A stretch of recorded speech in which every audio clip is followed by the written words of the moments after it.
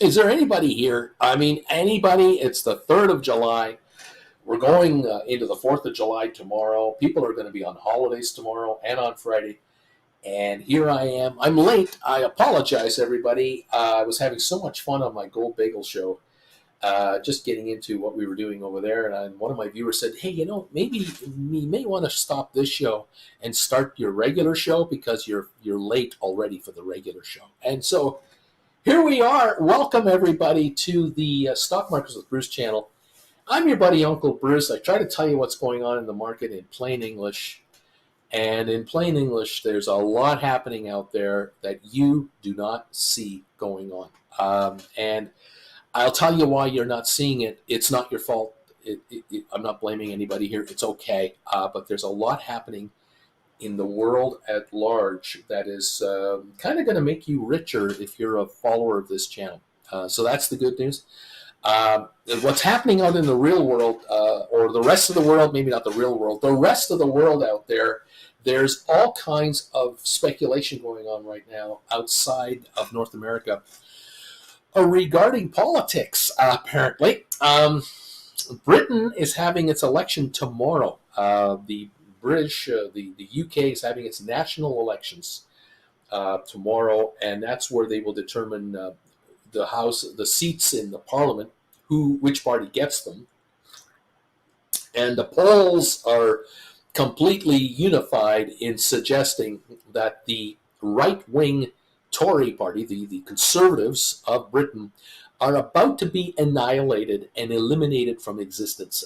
They are probably going to lose 2/3 of their seats, maybe more. The British public are so upset of Tory rule. 14 years of Conservative rule is about to come to an end in Britain.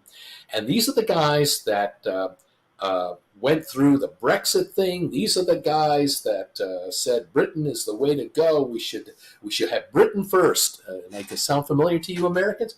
Britain first, and to stop the immigrants from coming in, and stop these arbitrary rules of how we should trade with the EU, and we'll go our own way, and Britain will be strong again.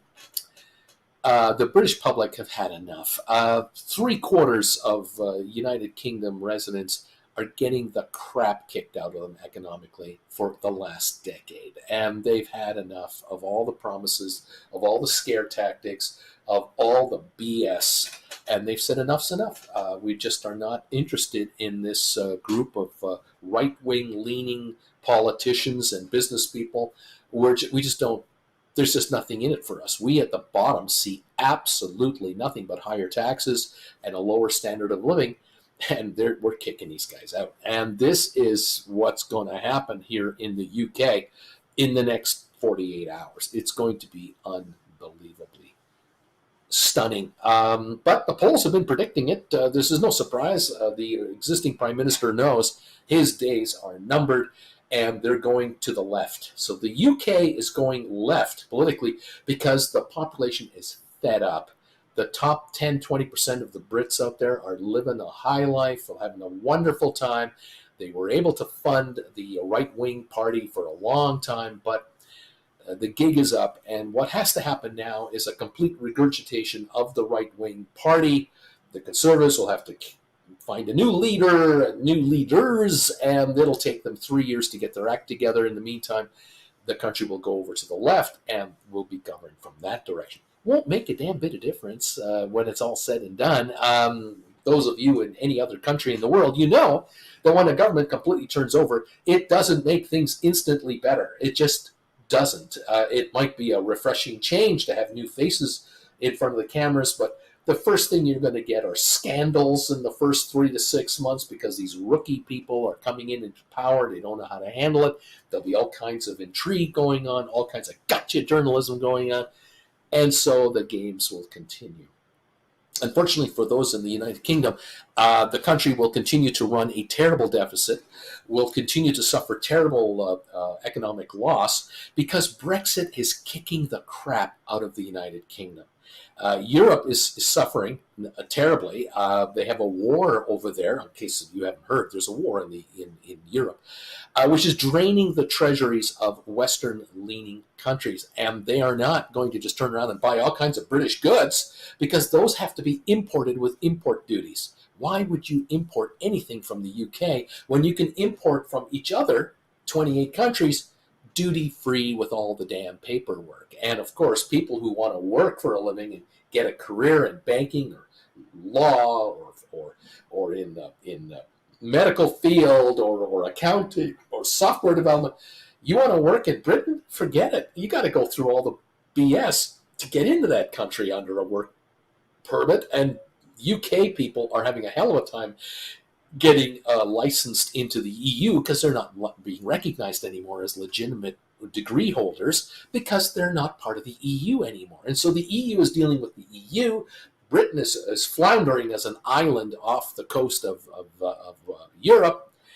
And the right-wingers are blaming conspiracy theorists for all the problems of the world, and the public's had enough. And so there's a big change going on in the UK, and it will continue to take its toll.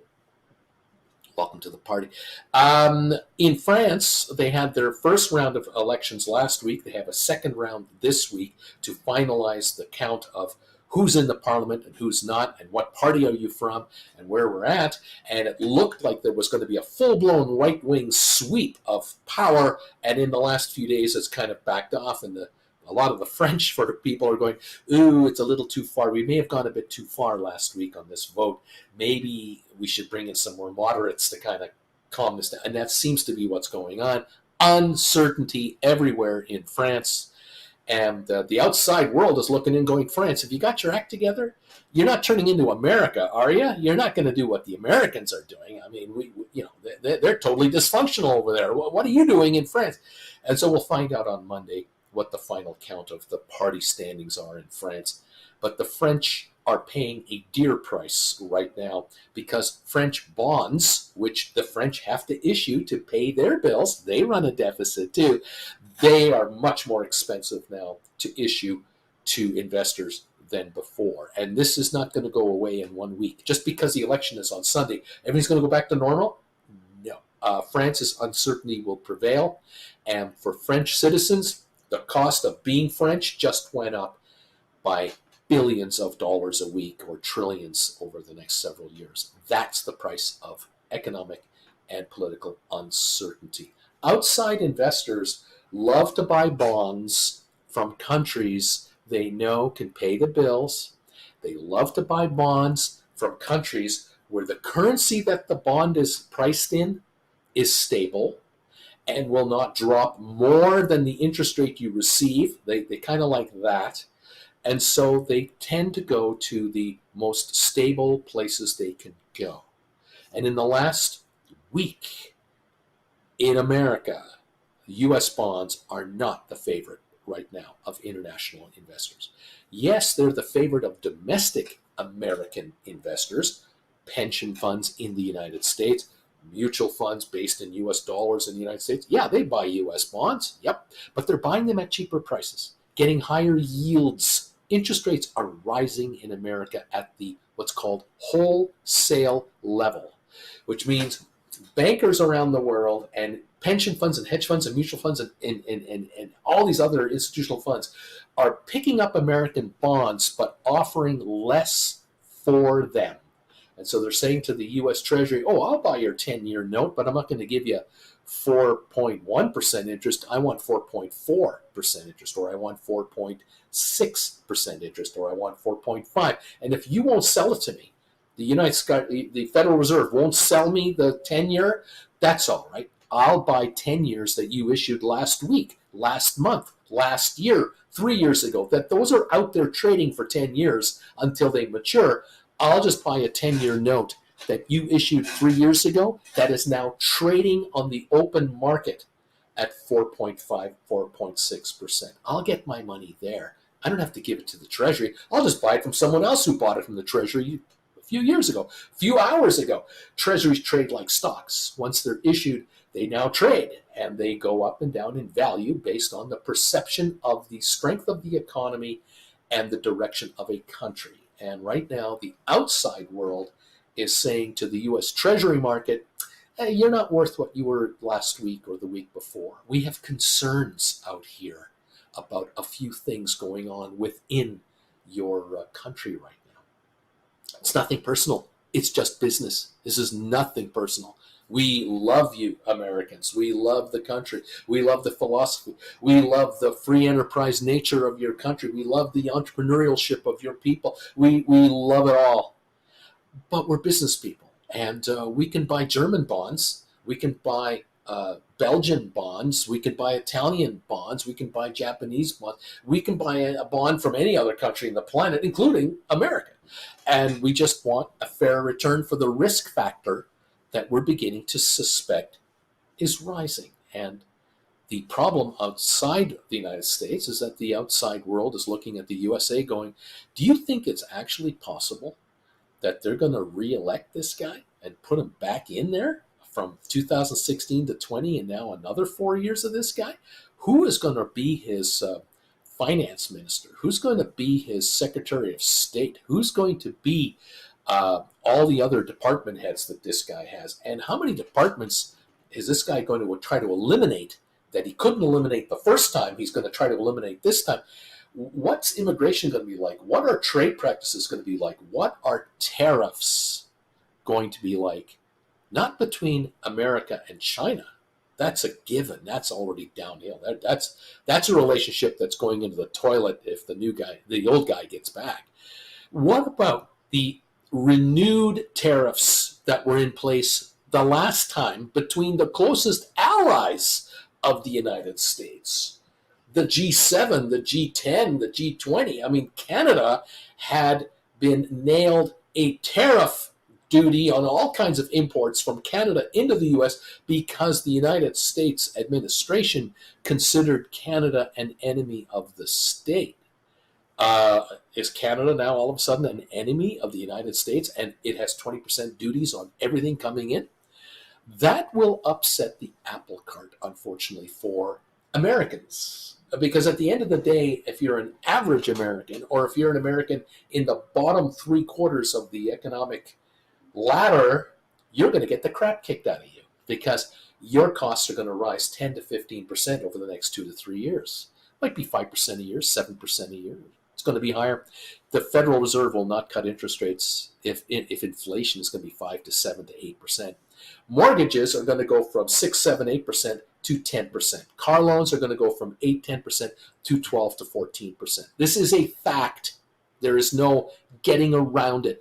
Yes, you might be able to go to your local Ford dealer, and yes, you might be able to get a Ford F-150 extended cab, $120,000 rig with a $10,000 discount and 0.99% financing. But that's not coming from a bank. That 0.99% financing is coming from the car company itself that is getting the loan on your behalf.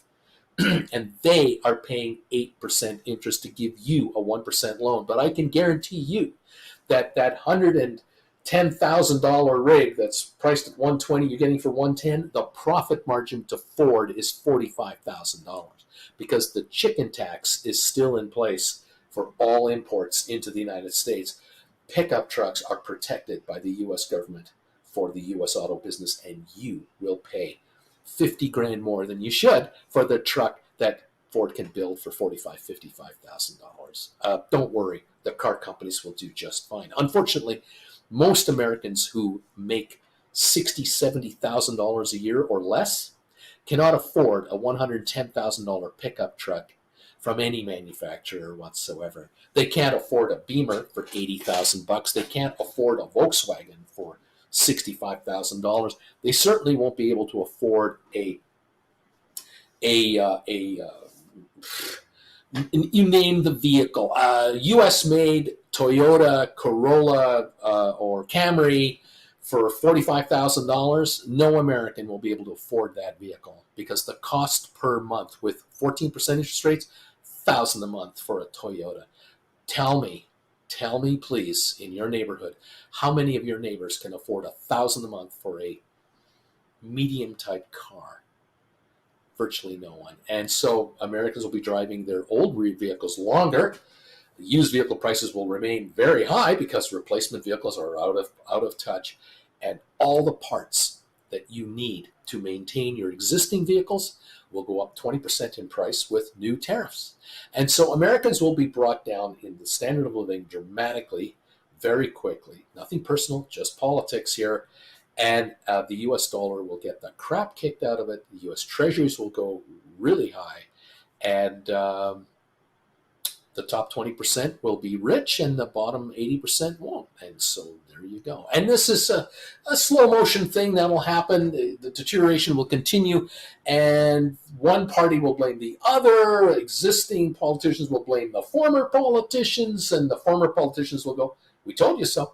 And there you go. On the outside looking in, we're just going to go, wow, how do these guys do this to themselves? It is just unbelievable. But then again, you realize the media in the U.S. is controlled by the top 1% of American wealthiest. They control the message. They control the on-air personalities. They control the producers and directors as to what to say and who to bring on the air as guests and what to ask these people. They also bring in the guests they want with answers that they are going to be given to the questions that are being done. And this is all freedom. We're free to do it any way we want. And the 80% of Americans down on the bottom end are going, I don't know who to believe. I don't know who to believe, and I don't know why. Well, it's obvious. You're not necessarily getting the whole story. But hey, you decide what you want. The good news, I said there was good news here, okay? There is good news for all of you. If you're following this channel and tolerating this bald, homeless Canadian, I have good news for you guys, all right? There are right now 246 people here, not 2.4 million. There's 246. You're probably here because you're an option writer. And I got good news for option writers. You're the only group of investors that are going to make money, generally speaking. There are going to be a lot of you who have friends and relatives, coworkers, buddies, people you've known, who are going to say to you, hey, ever since the election, my fund is up 8%.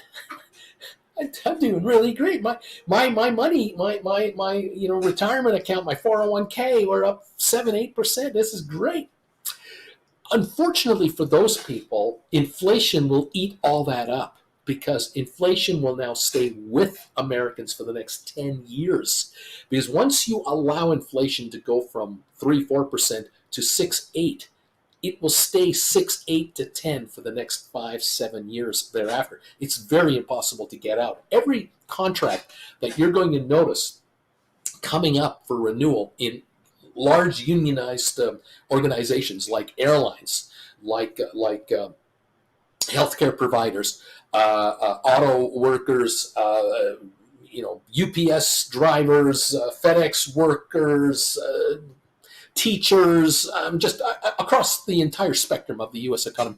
These organizations are going to go after 10% pay raises to compensate for the 7% to 10% inflation rate. And so their money, their investments are growing by 6-7%, but they're losing to inflation. As an option writer, you're the individual that sits back and goes, okay, I got to manage my own assets here. What part of the economy does well and what part does not do well? And at the end of the day, where can I generate the most return on my money as an option writer? You don't have to own a stock to be an option writer. So in other words, you don't have to gamble like this and go, I think I'll buy this stock and write options on it. Because if the stock you buy is going to go down 30% in value over the next 2 years, because inflation, economic lack of activity, import problems, you name it, why would you want to own that stock? Every premium you bring in is just going to compensate you for the loss of the investment. So you're not going to do that because you don't have to do that. The very wealthy that you are joining by writing options, you're going to do what the very wealthy are always doing, is you're going to be writing options on stock you don't own. How can you do that, you ask? Well, if you're optimistic about a company's prospects because it's growing and growing and growing, you're going to write cash secured puts. And you're going to take the cash, you're going to have the cash on the side to then write the put, take the premium, which is all out of the money premium or at the money with lots of premium. And if the shares rise in value over the time frame you're holding, you short that put, you're a happy camper because you're going to buy that put back for very little money, if at all, and it might expire worthless. On the other hand, you're looking at a stock going, I think these guys are, they're hanging in there, but I don't know if their stock's going to go to the moon, but they're likely not to drop very much either. They might be very attractively priced right here. You might be doing put credit spreads 10, 15% behind the stock price. And so you look at Apple, Microsoft, Google, Amazon, NVIDIA, name your Magnificent Seven as a starting point. Take a look at the next Magnificent 5 or 10 or 7 stocks, and or look at SPY contracts and triple Qs, and you'll go, you know what, Bruce, for $500, I can put a put credit spread together on NVIDIA, on GameStop, on Tesla, on the SPY index. For $1,000, I can do spreads. For $200, I can do spreads. Okay, what's the return to me? What's the credit spread return? If I put up $500 and I can get a $1 credit to do this trade per the put you write, the put you buy, that is $1 against $500. That's 20% to me in a credit upfront. And if I give back half of it and keep the other half, I make 10% return on my money. I make 50 cents out of the dollar per contract. That's $50 for $500. That's 10% on my money. How long will it take me to do that? You're looking at Tesla credit spreads. You're looking at Apple, Microsoft, SPYs, Qs. You may well be doing 2 weeks or less positions. You might write and create a 3-week expiry credit spread, but with a week to go, you're closing it out, taking the half of depreciation off the table, and now turning around and creating a new 3-week credit spread again on the same thing going forward. And you're just rolling forward. Every 2 weeks, you're just doing a rollover into the next 3-week position. You might have two of these on the go at the same time. You may have written a credit spread 2 weeks ago that this week you're closing out, and then last week you wrote another credit spread that had 3 weeks, is now 2 weeks to go, has a week to go before you close it out, and then you're getting ready now to write another new one for 3 weeks. And you're constantly rolling over. Every week you're rolling over a batch of your credit spreads as they come out. And you're taking $1, you're taking 50 cents off the table for every 500 you've put up. So that's $50 against 500, 10% on your money every week is what you're taking off the table. And you're saying to yourself, well, this took me 2 weeks to do. It took me 2 weeks to make this $50 bill on this one trade. I do 10 of these at a time. I put up $5,000 to write 10 credit spreads in one shot that generate to me net $50 each, $500. Every week I'm rolling over $500. Well, that's $2,000 in a month. You need 20 grand to do it, or 15 grand to do this. Those of you out there who have 40 grand, 60 grand, $80,000, whatever you have, and with inflation, you'll have more because inflation brings more money into the play. You're going to get to the point where you're going to write 20 to 30 at a time, and you're going to bring in $1,000 to $1,500 every week or so. And if you're bringing in net $1,500 per week on this kind of a conservative, way out of the money, short-term time frame trades, you're bringing in that kind of capital, $1,500 per week, that's $75,000 a year. And I have good news and bad news for those of you working out there for a living in day jobs. If you are a salaried employee of a corporation, be it a private or a public corporation, and you're making $60,000 to $80,000 a year now, the odds of you getting 10% pay raises every year going forward are zero. You are not getting a 10% pay raise if inflation goes to 7 or 8%. I can guarantee it. You'll be lucky to get 5. If you're making 80 to 100, 120,000 a year, you're in sort of mid-level management to upper-level management, depending on the firm you're with. you'll be lucky to get 5% pay raises, because employers look at people who make $110,000 a year and go, we're not giving these people $10,000 pay, 10% pay raises. Not going to give them 10% more. That's $11,000 a year more. We'll give them 5% more, and we'll say, well done, great job. Here's $5,000 a year more in your pocket. At the end of the day, the employee is going to go, I'm losing money. The cost of living is 6, 7, 8, 9%. I'm losing money on this job, but I'm trapped because the economy is, iffy. New tariffs are in place. There's all kinds of worries about my job. My employer is basically stoking fears that we might have to let people go. You're going to have to take 5% more. That's bad news. Option writers don't have to worry about that necessarily, because you can go from writing 10 contracts at a time or whatever to 12 to 13 to 14 to 16 to 18 as you build your capital up. You'll write more contracts, giving you the raise that you need to stay ahead of inflation. So even if you're only pulling out $50 on a credit spread trade per pair of contracts, but you write, instead of 20 of those, a year later you're writing 30 of those, well, you're making 50% more money. You're staying ahead of inflation. Again, you're joining the group of people out there who are managing their money for a living. That's all they do. They don't work for anybody. They manage their wealth to make the cash flow for them. They're taking a sliver of money off the top for their expenses, because a loaf of bread for a billionaire is the same price for a loaf of bread for someone living under a highway. It makes no difference. That's the beauty of the United States and Canada and Britain and Germany and France. No matter how little you make, your cost for a bagel is the same price that a billionaire pays for a bagel. And billionaires don't eat 10 times as many bagels as you do. You eat just as much if you have a normal diet.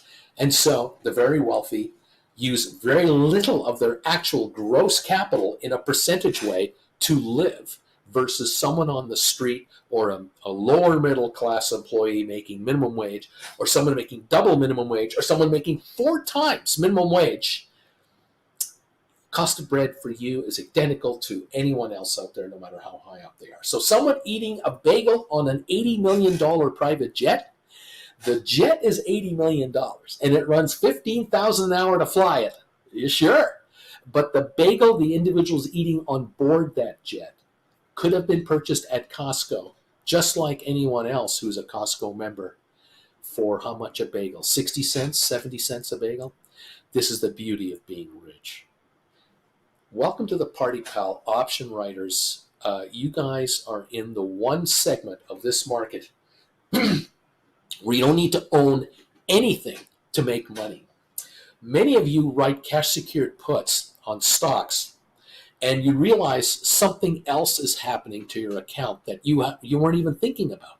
The fact is that you had 20 grand in capital that you put on the line to write a cash secured put against a stock, and you hauled in, say, 20% capital against it. You brought in, on 20 grand, you brought in $4,000. You now have $24,000 cash in your account, sitting there, represented by or offset by this cash secured put. While you're holding it and waiting for it to depreciate out, or whether you're going to get exercised or not, you're finding that your account is hauling in daily interest. There are brokerage firms paying interest on cash balances in these accounts. You have to have a margin account to do this trade, and margin accounts pay interest on credits. And depending on the firm you're with, depending on the homework you've done, where you live and where you trade, you're finding that you're getting 4 or 5% interest on your money. On all of that money, $24,000, of which only 20 is yours. You're getting interest on the other $4,000. Other people's money that you've been given to offer them the opportunity to sell you stock on a cash secured put, you're getting paid daily interest on that money. That adds to your wealth as well. It doesn't sound like a lot when you think about, well, it's only $4,000. There's not a lot of money in that. Fair enough.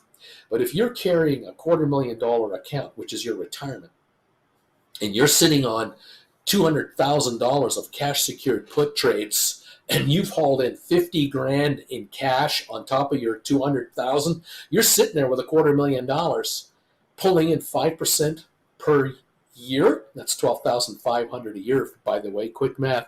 It's about $1,000 a month in interest. $33 a day, by the way, if you want to do it on a daily, 7-day-a-week basis. The cost of a bagel is 60 cents. You're being paid $33 a day in interest to hold a credit spread trade that paid you a ridiculous premium over and above the value of the damn thing. It's fantastic. You're watching shrinkage happen to that put contract, knowing that the 40, 50 grand you brought in, you're only going to get back 10, 15 of it because it's shrunk down in value because it's an out-of-the-money trade. That was the point of the whole exercise. The gamblers are the ones losing on both ends of the spectrum. They're losing daily interest. They're losing premium value. They're losing time. And they're the ones panicking about, oh, God, how low is this thing going to go? I thought it was going to go the other way. And you're sitting there going, how can it go the other way?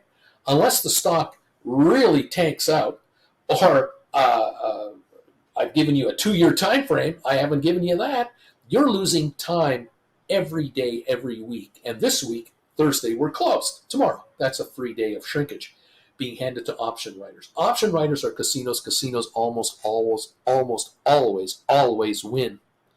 It's very rare. A casino has a losing trade. They just turn around and do another trade and win on that one, and they get it all back, and they continue forward, winning again and again and again.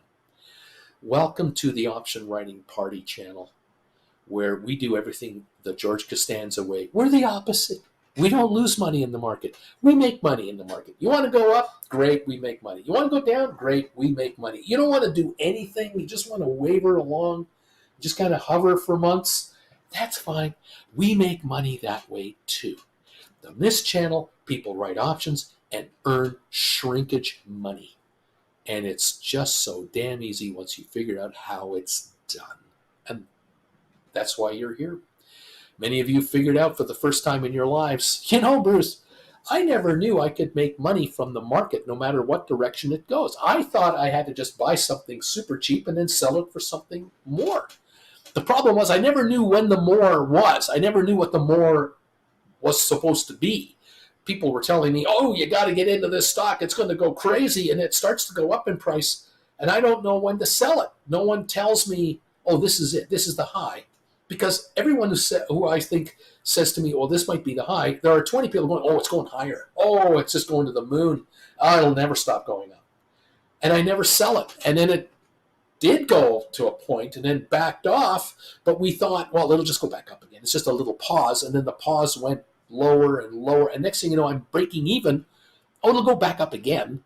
And it just sat there and then went even lower, and I made nothing on this trade. I've even lost money on this trade. How many millions of times has that happened? Billions of times has that happened in the history of the stock market. To you personally, someone you know, yeah, for sure it has. Option writers don't have that luxury. Option writers do not have the luxury of making those kinds of mistakes. Option writers must sell an option first to be an option writer, because you're creating an option. You're selling an option into the market. You're giving an option into the market that's dying to buy it from you. This is the game that you're playing. You're handing gamblers a ticket that they can buy, a lottery ticket, because that's the odds, lottery ticket odds of making any money on that contract. You're the one going, I'll give you a payoff on it. Sure, yeah, no problem. I'll give you a payoff on it. But you're going to limit the risk factor on the payoff. That's the other thing you've done that the option gambler doesn't understand. When you create a put credit spread, or you run a cash secured put, or you put together a covered call right, or you've done a poor man covered call trade, whatever it is you're doing, depending on which classes of mine you're watching and how much you're aware of what's going on in the marketplace, you already know that your risk is predetermined, and you're willing to live with that risk factor of a trade. And then there's one other thing you've got that the option gambler doesn't have. You have the ability to extend the time frame of the position you've created. In other words, you can take your risk factor from 1 or 2 weeks in time, if that's what you started with, and you can add a week to that, a month to that, a year to that. You can extend the game by adding more time to the playing clock. The competition you have, they have 10 seconds, 9 seconds, 8 seconds. You can add 30 seconds to the clock anytime you want. And you've got 38 seconds to make the miracle shot or see the outcome come your way. You can outweight your enemy and make money that way. That's the beauty of being an option writer. You have all the odds in your favor. All the tricks are in your hands. You just need to know how to employ them, how to execute them, how to pull them off. And this is why this channel exists, because option writers are generally hanging out here, talking to each other, talking to me, asking me questions during the market trading time. What about this trade? What about that trade? How do I do this? How do I do that? And the option gamblers out there are getting their butts handed to them. They're getting completely annihilated because they don't have the luxury of time to bail them out. They have as a matter of fact, time is their actual enemy. Time works against option buyers. And this is what crushes so many such smart people, because there really are very well educated and sophisticated investors out there who want to and attempt to make money on the stock market by being option players, option buyers and sellers, calls and puts. And these folks, unfortunately, and they know going in, that they have one thing that is sort of kryptonite, the one piece of kryptonite that's against them, and that is the clock. Kryptonite is coming at them, and there's nothing they can do about it. They have a limited amount of time to try to play with an option, to try to score on an option, but the limited time frame could upset the apple cart and put them in the poorhouse. Option writers have the clock as their ally. It's a kryptonite they can throw at the option gambler. And you can hold the clock in your hand and it doesn't affect you whatsoever. It actually makes you stronger. And so kryptonite in your hands is a deadly weapon against anyone coming at you. And you can get more kryptonite by extending the length of time that your contracts have to live by doing rollovers. Welcome to this show. Welcome to this channel. Welcome to the strategy of making money from the saps out there, stupid enough to actually think that they can predict where a market is going to go each and every time. It's amazing how many people roll the dice again and again and again, expecting that a result will come their way because they think they're smarter or can see the future better than the market itself. Option writers are actually rather dumb people. Option writers say to themselves, I'm an idiot. I'm a moron. I don't know where the market's going to go. I have no idea what the market's going to do in the next 15 minutes or tomorrow or next week. How am I supposed to know what China and Russia are going to agree with internationally? How am I to know what the Iranians are going to do with the Houthis and throw a missile at a U.S. warship? How do I know that? How am I? I'm supposed to know this stuff?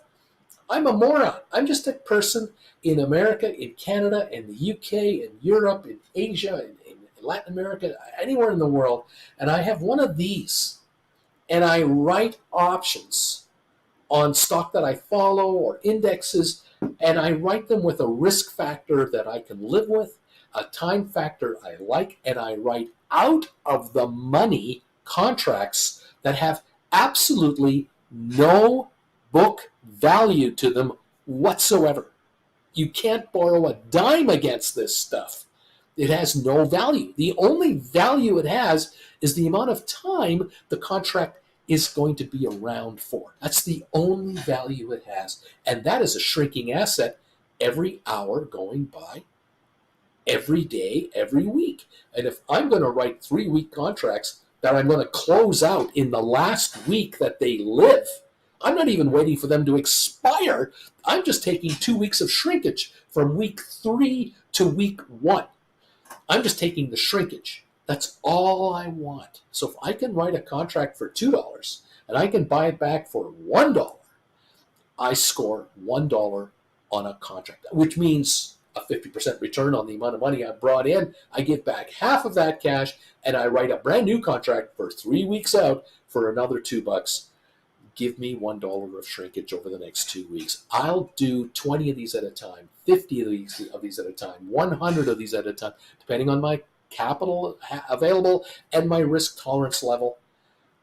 I might have 15 of these on the go at one time. I might have 5 different ones on the go at one time, each one 10 each, going all at the same time. I've spread my risk out over 10 different positions, over all kinds of different stocks, over indexes. I am not in on one trade that can sink my account. Unlike the option gambler, who only has enough money to buy 5 contracts on one stock that better move a bunch between today and this Friday, or I am broke. I don't want to be that guy. That's the guy I'm taking the money from. And this is where option writers win way more than they lose. 19-1. It's pretty damn good odds. Welcome to this party, pal. Welcome to my channel. Glad you're here. I hope it's making sense to you. I know for many of you who are here, you're regulars. You're option writers. You're all in. You're all aware of what's going on. For those of you who are newbies, you may have noticed you can't comment right now because I have shifted the comments to members only. This channel does attract trolls from time to time who don't make money in the market. They just don't believe a guy without any hair who's over 35 years old. You can't trust people like that. So, there it is. I'm 68. I'm going to be 69 this year. I don't know how much longer I can do this. I'm just spilling out to you 45 years of experience, and you can take it as far as you want to go with it. At the end of the day, you can be a gambler and just buy stock and then sell stock. You can be an option gambler, buy an option, sell an option. And if you can make money doing that, God bless all of you. Fantastic. The reality, though, is that most option gamblers lose money. The reality is shareholders, the only ones that make money are the ones who happen to buy the right stock at one point in time and never do anything with it for 5 or 10 or 15 or 20 years. And that company, through a series of acquisitions and turmoil in the markets, survived it all and ended up much higher in price. And inflation adjusted, maybe you broke even or stayed ahead a little bit. God bless you all. There are the exceptions where, yes, if you were to have purchased Amazon in 1990 or 94, whatever year they went public, you're up a lot of money right now. But boy, did you ride through roller coasters of emotions. If you were an Apple shareholder from 1981 or whatever, 1980 when they went public in 82, you bought that stuff. Did you ride the roller coaster of good and bad years for a while until finally in 2000 something the stock finally started to go up nicely? Look, there are winners and losers, and there are stocks who've done well for their first 15 years only to falter from year 15 to 25 and go out of business. And Nortel Networks is a classic example of one company that was Canada's darling.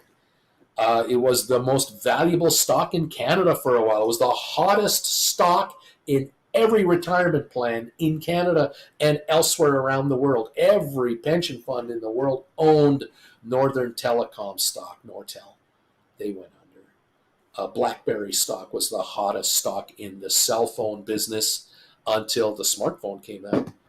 Changes happen. So sometimes even the smart investors who are long-term holders of stock and they just keep buying and buying and buying, even they lose money. Warren Buffett says, you want to make money in the market, there's one way to make money in the market that has proven to win each and every time.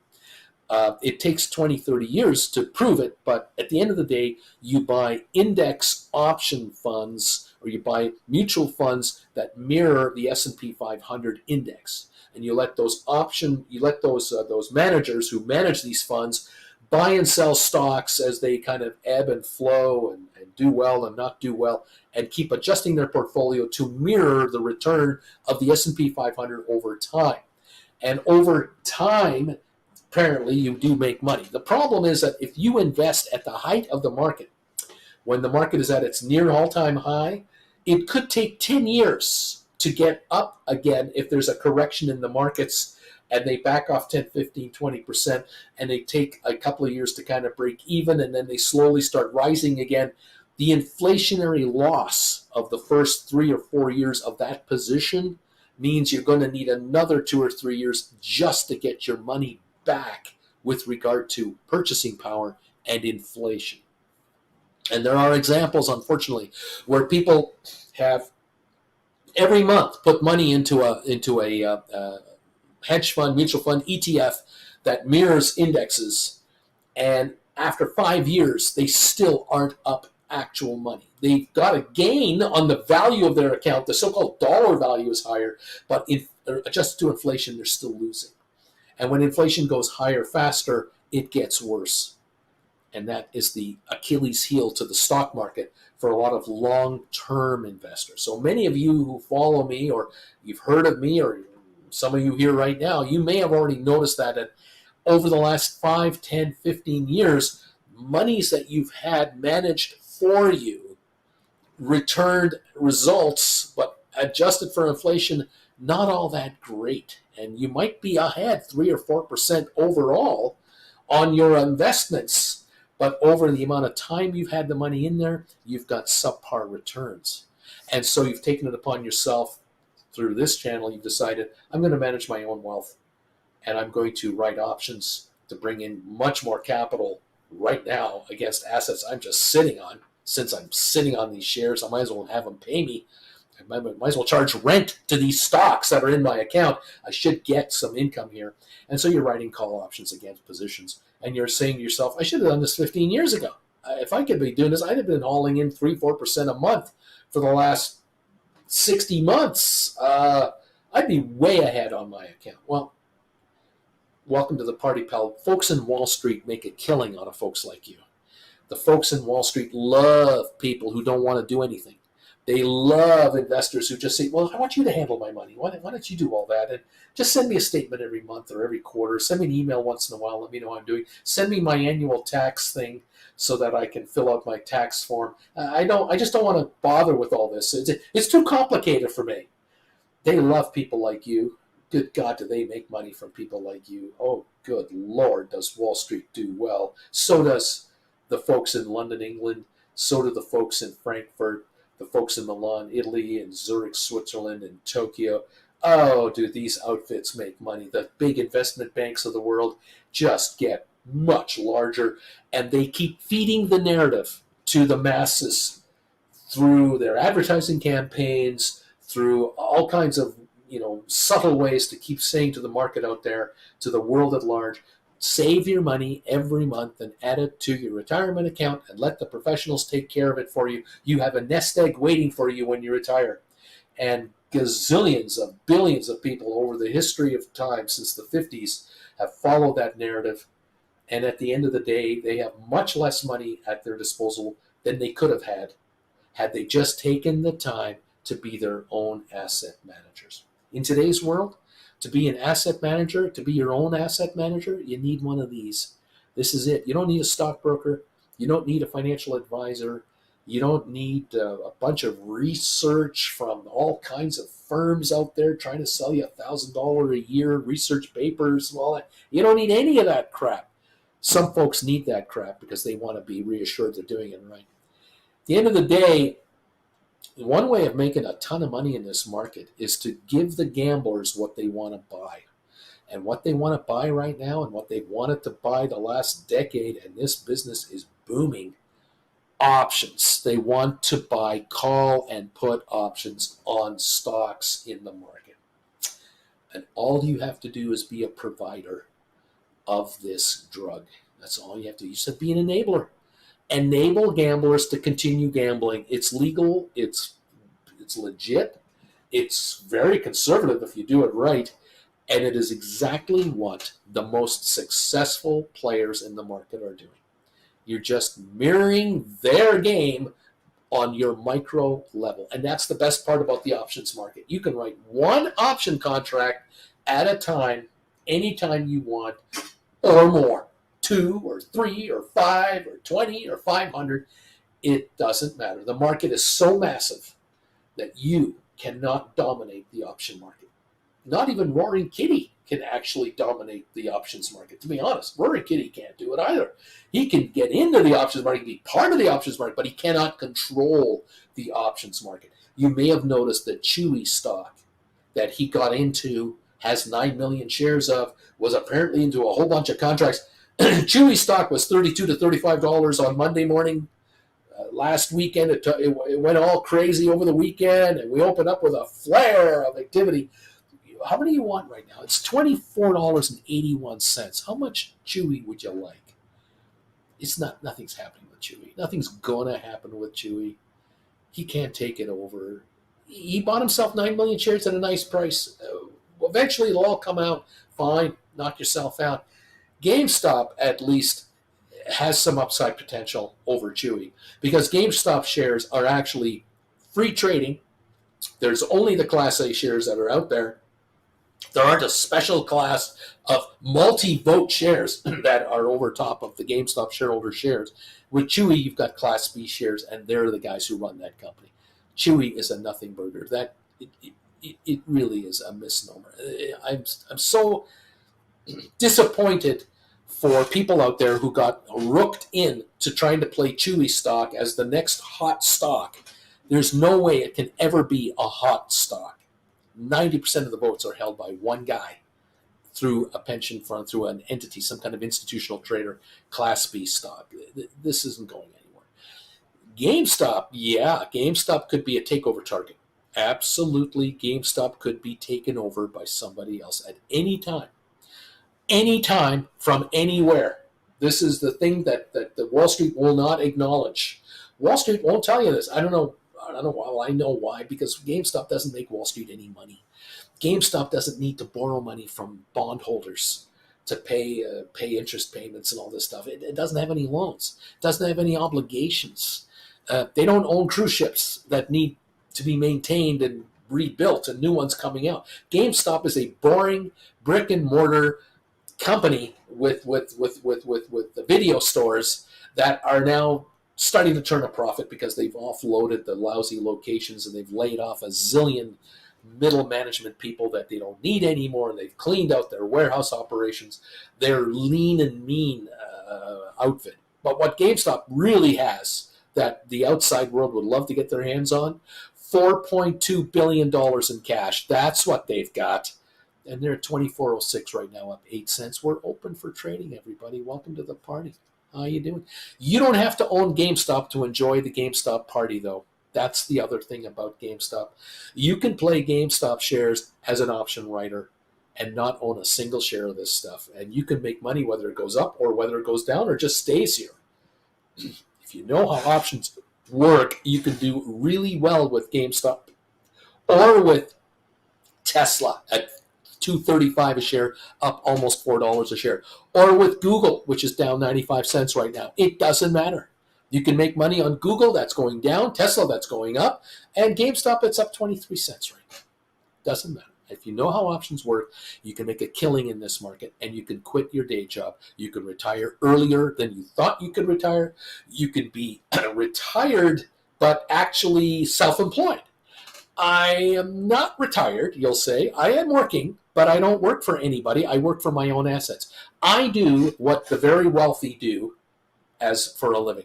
I don't have deductions at work from a paycheck anymore. The only income tax I pay is on money I make in my name. I have set up an LLC.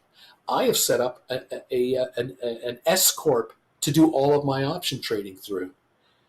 My assets are all inside an S-Corp. I'm an investor in a corporation that now hires me at $25 an hour to work for it. And I pay myself $50,000 a year, which I split with my partner. And I make $25,000 a year gross. My partner makes $25,000 a year gross. We pay tax on that, which is nothing. And the corporation makes whatever money it makes, less all of its legitimate deductions. And corporations have deductions you will never see. And then we pay ourselves an occasional bonus for being great employees. Oh, that RV we live in, the RV that we're traveling around North America in full time, is owned by my S-Corp. I don't own the RV. My corporation owns the RV. it has to pay the expenses of the RV. I rent the RV from my S Corp. That's how this works. Yeah, there's so many ways to take advantage of the existing tax system that's out there.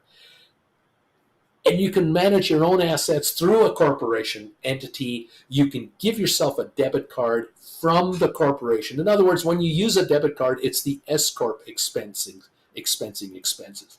You'll determine between you and the S Corp what's your income and what is not, and what is legitimate business expense and what isn't. The depreciation of the rig is the S Corp's depreciation, and the maintenance and the insurance charges and the licensing fees and the campground expenses, all S Corp expenses. You decide how you play this. Are you a worldwide traveler? Well, then you're traveling as an employee of an S Corp, and you're going to a seminar on how to be a smarter investor that's being held in London, England next month. You just happen to be going there next month. What are the odds? There's another seminar 2 weeks later in Frankfurt or in Munich or in Zurich or in Vienna, and you've never been to Vienna before. Maybe it's time to go there for a nice cup of coffee. Go to a seminar in Vienna. Well, the S Corp has got to pay people to go there for this sort of stuff. That's the write-off we're talking about. So now you're traveling to be an investor. While you're investing and trading on behalf of the S Corp, you're being paid by the S Corp to do it, and you're being paid by the S Corp to go to these seminars to be a smarter investor. The seminar is 2 hours long, 4 hours long, half a day, and you stay a week in Vienna. You stay a week or two in London. Part of that expense is your expense, part of it is corporate. Right now, you're working full time for your boss. You can't get the week off you want. Your boss says, you can't have the first week of September off. That's when everybody wants to be off. No, you can have the last week of September as your holiday this year. Good luck with your future with that guy. That girl, whatever. My S Corp owns everything, says Alberto. Stop sharing my life, man. You're talking to everybody what I'm doing here. Brian, KOSS back up 32%. Giddy up. Welcome to the party, pal. We're open. We're trading. We're here. We're live. How you doing? Anybody making money today in the options market? I'm trying to tell the newbies out there what the world is like for option writers. I hope I'm getting it right. I think Alberto is confirming that I might be getting it right. The Dow is up 19 points. Don't expect any action today, really. AI unchanged. GameStop is up 43 cents here, 24.40 or something like that. SoFi 642, down 3 cents. Waiting for SoFi earnings, which will be by the end of this month. Looking forward to that. Nvidia's down 58 cents to 122. Is it a disaster? No, it's not a disaster for Nvidia. Got as high as 140. Was sitting around $85, $90 a share pre-split a couple of months ago. So it's gone from $850 to $1,400 a share. Now it's trading at $121 a share, which is $1,210, $1,218. If you're going to write credit spreads on NVIDIA, you want to stay well behind the stock. 10 to 15% is my recommendation. So you're going to want to be $12 to $20 behind the stock to write credit spreads, put credit spreads on NVIDIA. But you could be writing weeklies or bi-weeklies. You could write 3-week contracts that you'll buy back with a week to go for half the cost, 60% less, 40% less, and bringing some really nice returns every couple of weeks. You could do 10 or 20 or 30 of those at a time. It all depends what your risk tolerance is, what capital you have to work with. Giddy up. We'll watch for that. What else is going on? Not a hell of a lot, really. The Supermicro down $10. That's typical, isn't it? Adobe up $1.20. Uber up 38. Apple down 6 cents. Tesla's up 6.33. AMD up 27 cents, 164.58. That sure fluctuates $10 every couple of days, doesn't it? Unity down 14 cents. Google down 23. Moderna's up 48. Cisco unchanged. Pfizer up 15 cents. Microsoft up 53. All of these stocks are capable of having options written against them. Whether you're doing poor man covered call strategies, whether you're doing credit spread strategies, cash secured put strategies, so many ways to take advantage of any of these stocks. If there's some of them are your personal favorites, you love following certain developments of a certain company, you'll be all over the options on that company because you know that stock, you know the company. It's all good. White Zilla, Bruce's Bagels, LLC, laughing out loud. Here we go.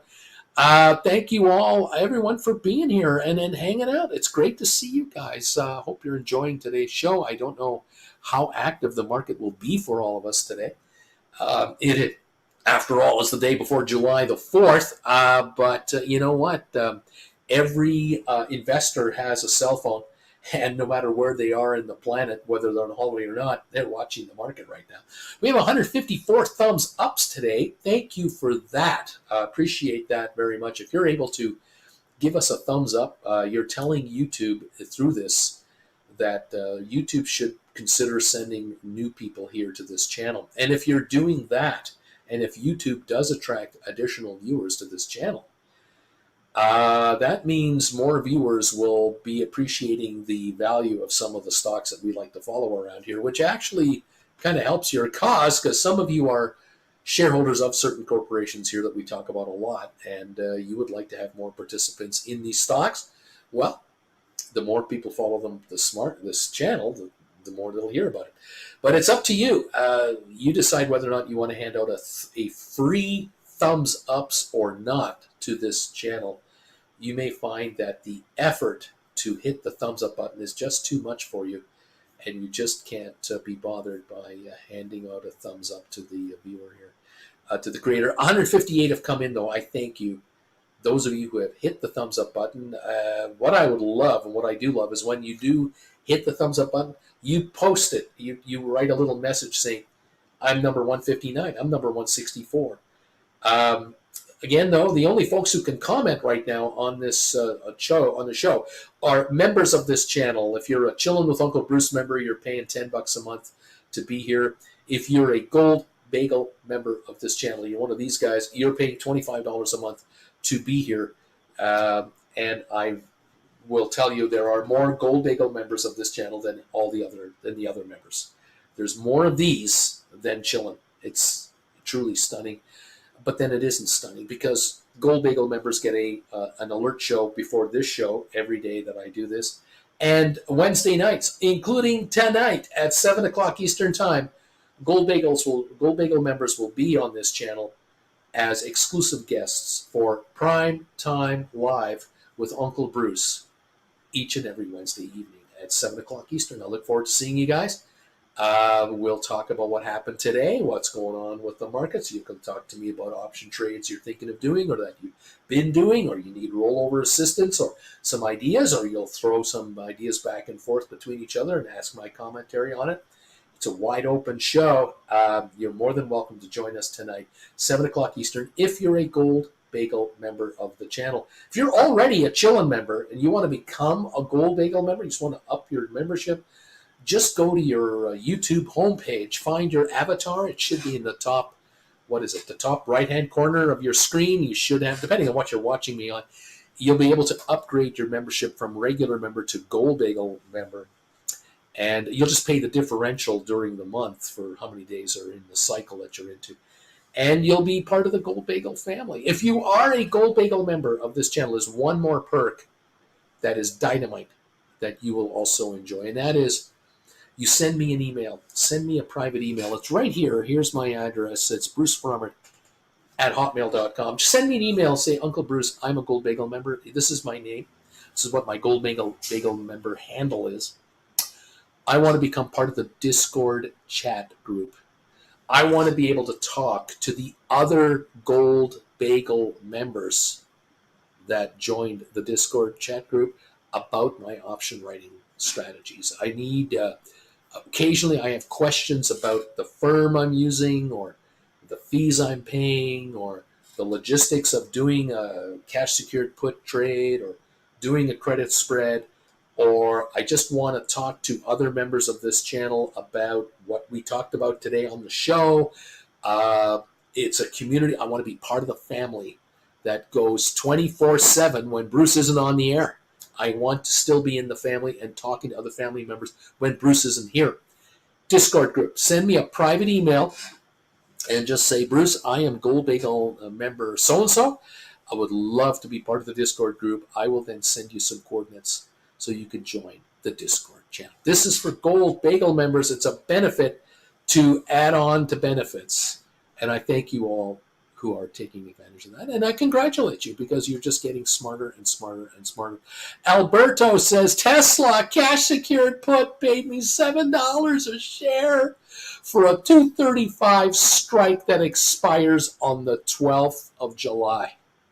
Thank you, gamblers. I mean, can you imagine? We're at 239 on the stock, and he's getting $7 for a premium here. The stock's up $8 right now, which is insane. We've had a big day yesterday, a big day today. Sooner or later, Tesla will peter out, and he's getting a $7 premium to buy stock at 235. That means he has to pay $228 a share, or $228 a share is what he's paying for a stock that's trading at 239 right now. He's saying, make me buy this stuff.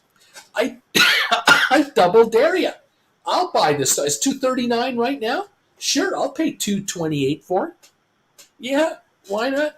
You gave me $7 of the 235 already. I'll buy the stock at 235.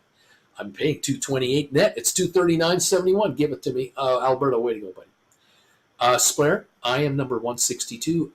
Kevin, I'm 152 on your thumbs up meter, Bruce. Thank you, everybody, helping me out. Whitezilla, honestly, no clue on how to write options and would like to learn. I was told, though, to be careful about options because if you're not on it, you could wind up owning or losing more money than you put in. Says Whitezilla, well, you've got the classes to take. And that's the number one step right here, is you have to learn how options work. Why do they go up? How are they created? How do they disappear? Why they go down? How many are out there? How they trade? Everything. Well, class number 1 and class number 2 is where you want to go right now. Head to my website, stockmarketswithbruce.ca. Simple, easy. Being a Canuck, head to stockmarketswithbruce.ca. There's my website. You'll find the homepage right there. You'll check out the classes. This is the homepage right here. There's my mug right there. Find the where it says classes. Hit the link. There it is. Link classes. Start scrolling and scroll down. And the first 2 lessons right there are the first 2 you want to get your hands on. There's 17 classes. Just start with number 1 and number 2. Once you've done that, or as you're doing that, you are likely in a position right now, you probably already have a trading account with one of these apps, these online apps. You can open up a practice account with these guys, learning how to write options. You can write options inside practice accounts for nothing. No risk. Live trading, live prices on stocks and on options. Simultaneously, you can literally sit there and go, okay, well, I own 300 GameStop shares. Why don't I write 3 call options on my GameStop shares in my pretend account? What's the stock doing? Oh, it's $24.51. Why don't I write 3 $30 call options that expire in January 2025 or expire in August or 3 or 4 weeks from now? Check out the option chain, which they'll give you access to. Pick the option you want to write.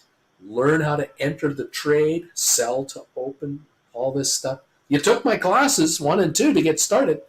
You'll write your first contracts, and you go, okay, my practice account just hauled in this much money from writing 3 call options on my 300 shares in my practice account. You make money or don't make money on that trade?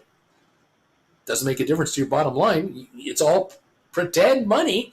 It's just a pretend trade. But the actual option and the actual stock will react as the market reacts.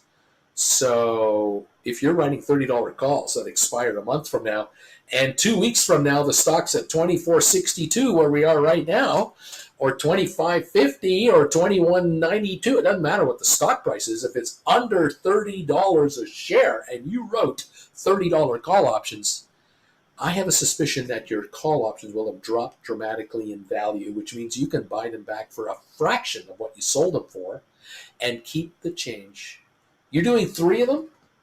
Something tells me, depending on which one you're going to write, you go out far enough, you can bring in more money than it costs you to take my classes. You'll quickly figure out, oh my God, I can earn and learn at the same time. I can write options while I'm taking the rest of his classes and learn all about the other techniques out there, including all the subtleties of the option market and the stock market as a whole. Brain blower. Oh my God, I'm going to be a smarter trader, a more wiser trader, a much wiser market participant. I'm not going to get fooled with these crazy headlines that some of these guys make just to get people's eyeballs to clickbait them. I'm going to learn how this market really works, and I'm going to score some nice premiums here. Thank you very much, Uncle Bruce. 17 classes are waiting for you. You can take them as quickly or as slowly as you want. And then you can start trading options yourself, one at a time, two at a time, 3, 5, 15, 18, 250. I don't care. It's up to you. What do you want to do with the rest of your life? I want to rock. That's what I thought. There you go. Welcome, everybody. Nice to have you here. Someone is trying to buy 15,000 shares of GameStop at $23.70. Well, that's been done. This is a while ago. Welcome all. What else is going on here? Paramount is up a little bit today. It's going up. Vilbus, I let my GameStop $30 cash secured puts expire in the money last week. I was happy to get the shares at $22.01.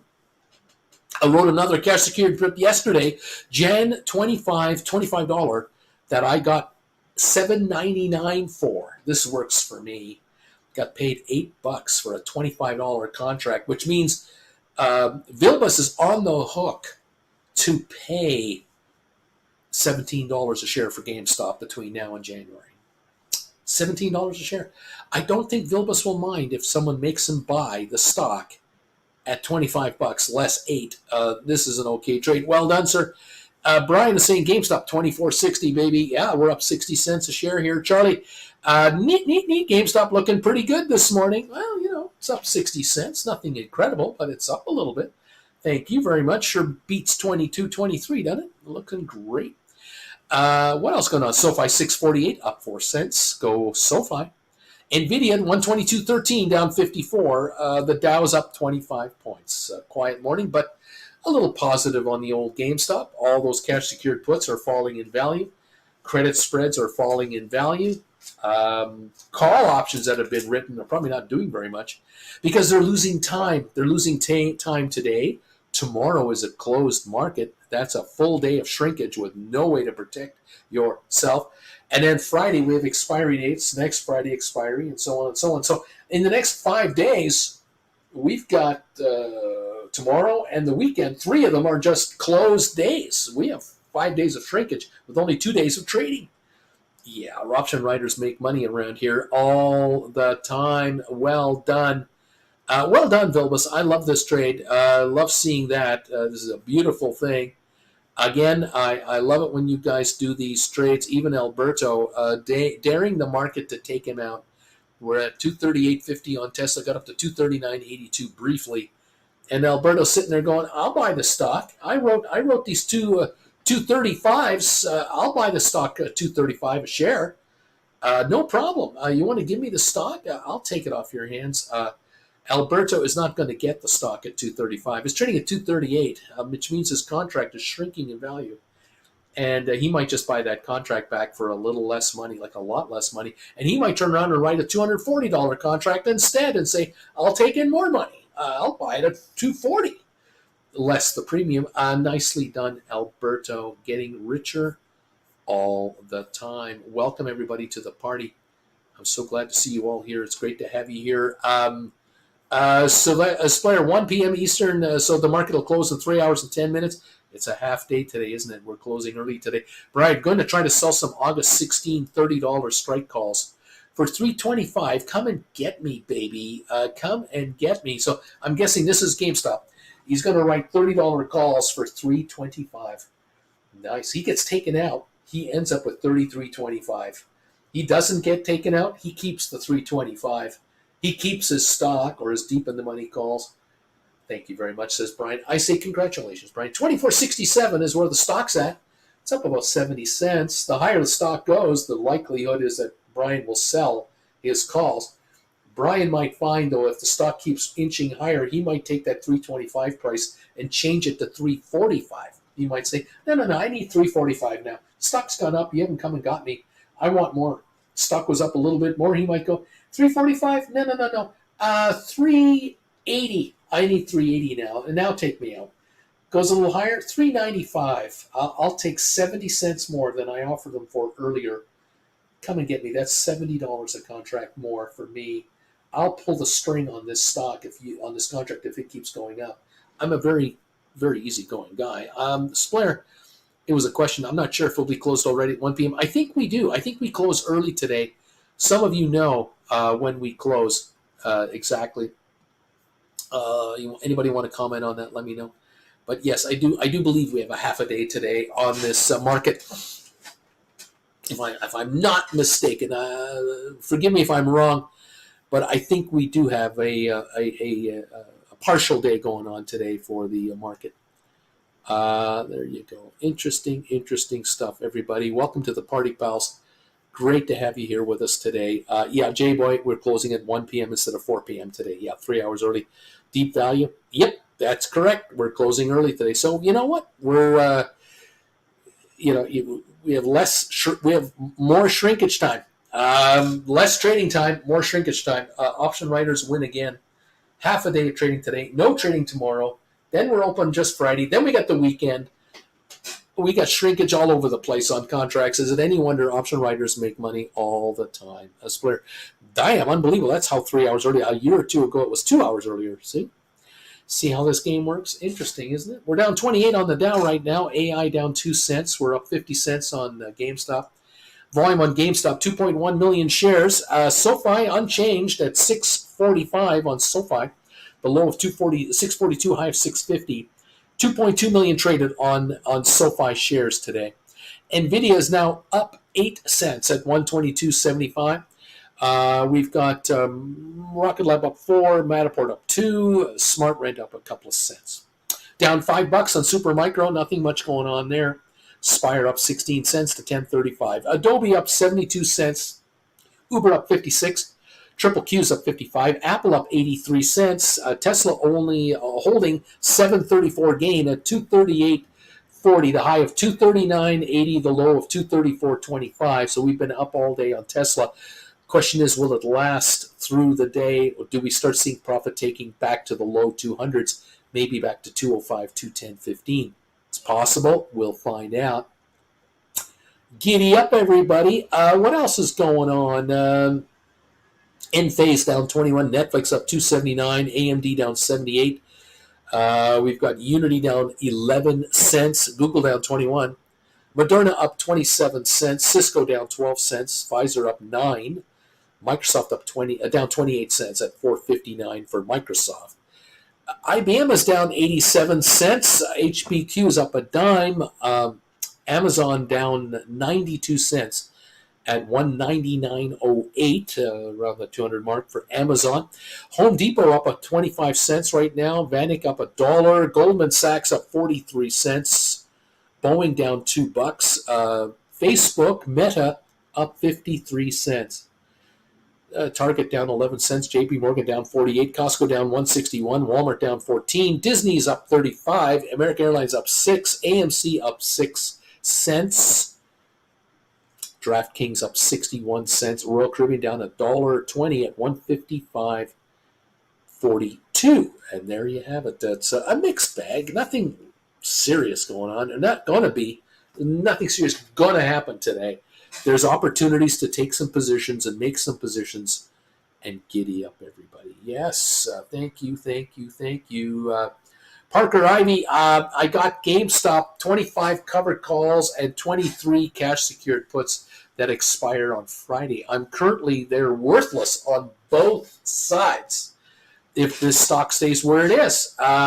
This is great. I keep all the money that I got for the 25s and I got for the 23 puts. Parker, my GameStop cost basis is now $6.86 a share.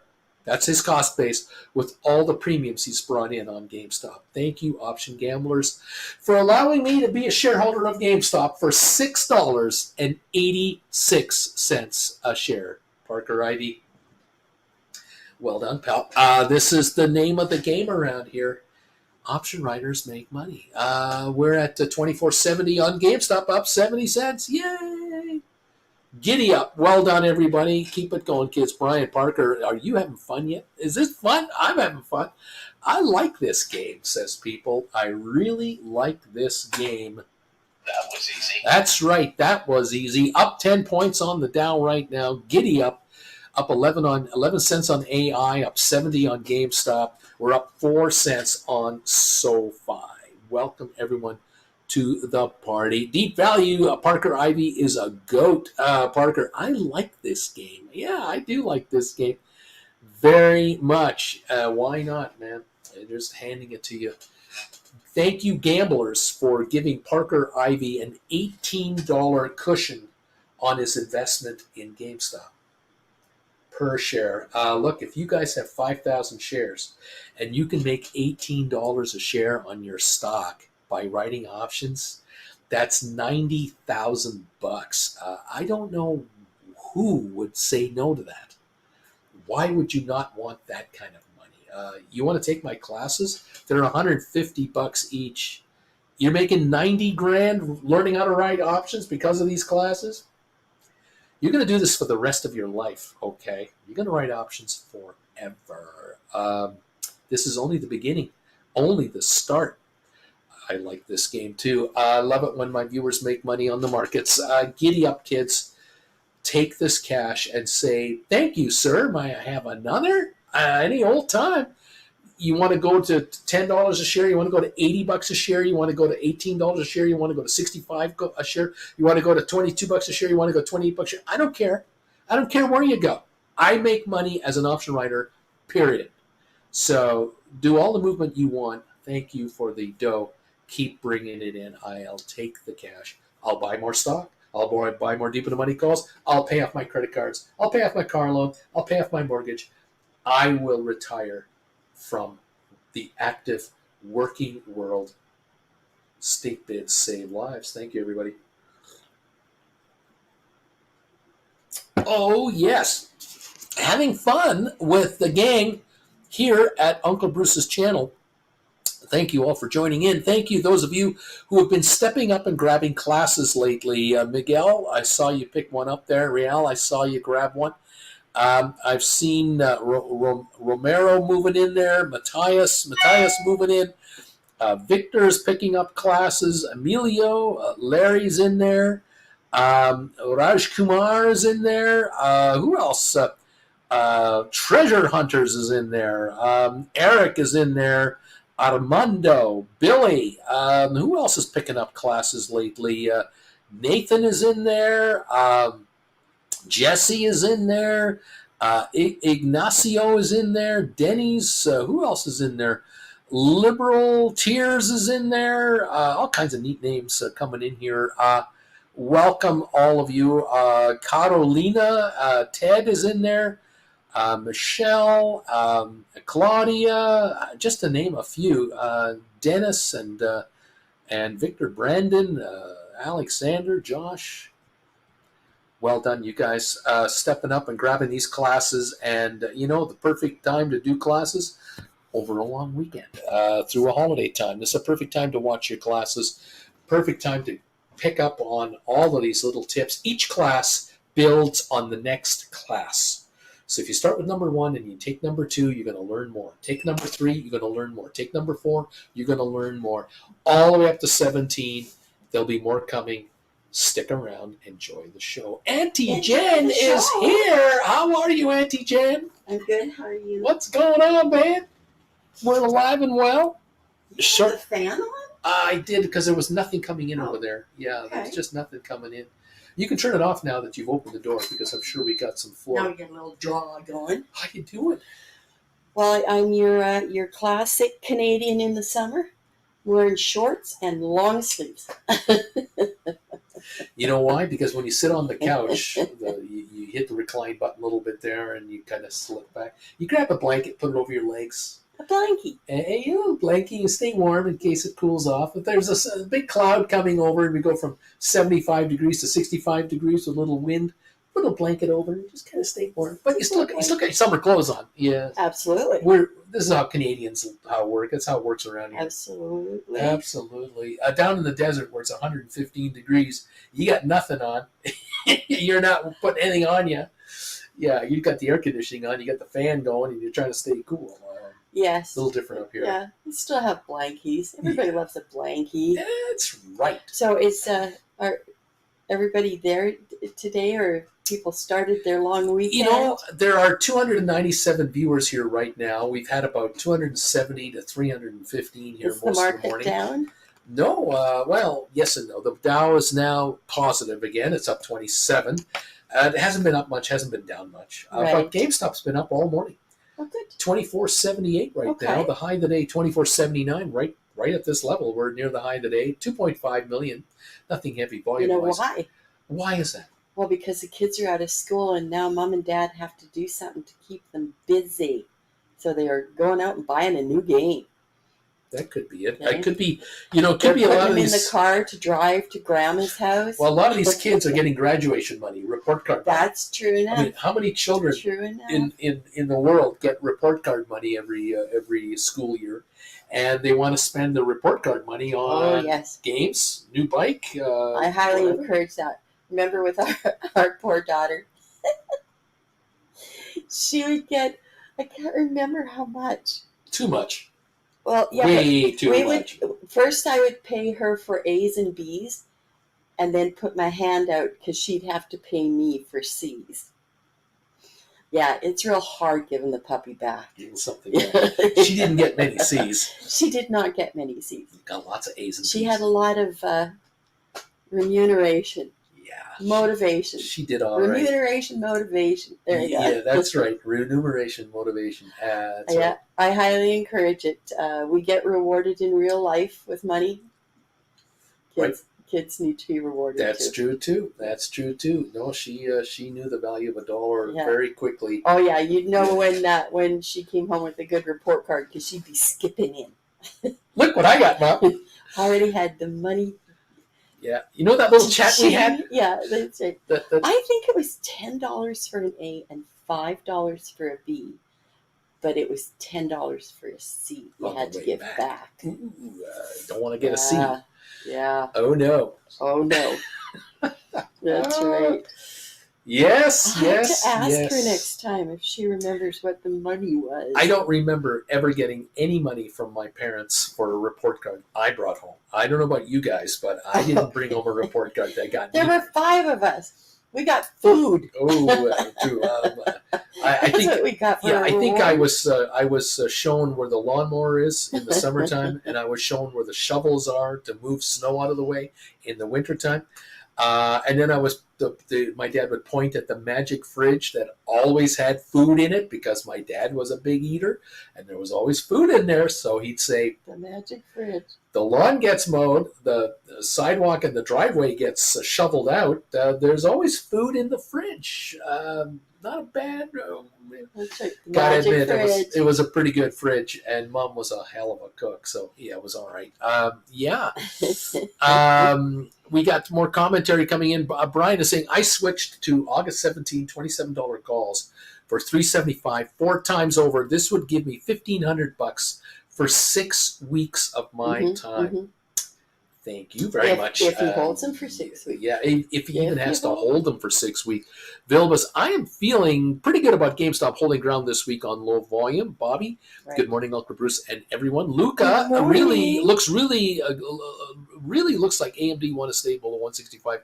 I sure hope so. Richard Carlin, good morning. Auntie Jen. Good morning, Richie. Here come the comments. Splair, good morning, Auntie Jen. Any plans for tomorrow? Do you want to reveal any plans for tomorrow, Auntie Jen?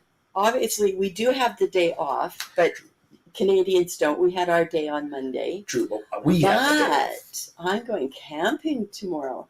Uncle Bruce will be crying inconsolably. Yeah, I'll be crying unconsolably because Jen is going out with her sister to go camping for a little while. It'll be terrible. Tradition. You've seen that every July, where I cry unconsolably for like a week and a half. Family reunion time. Yeah, they go have their family reunion and all the relatives that she hangs out with, and we have so much fun. We have so much. They have so much fun. I stay here. Go back to the place. My first memories of camping were in this campground. Oh, yeah, exactly.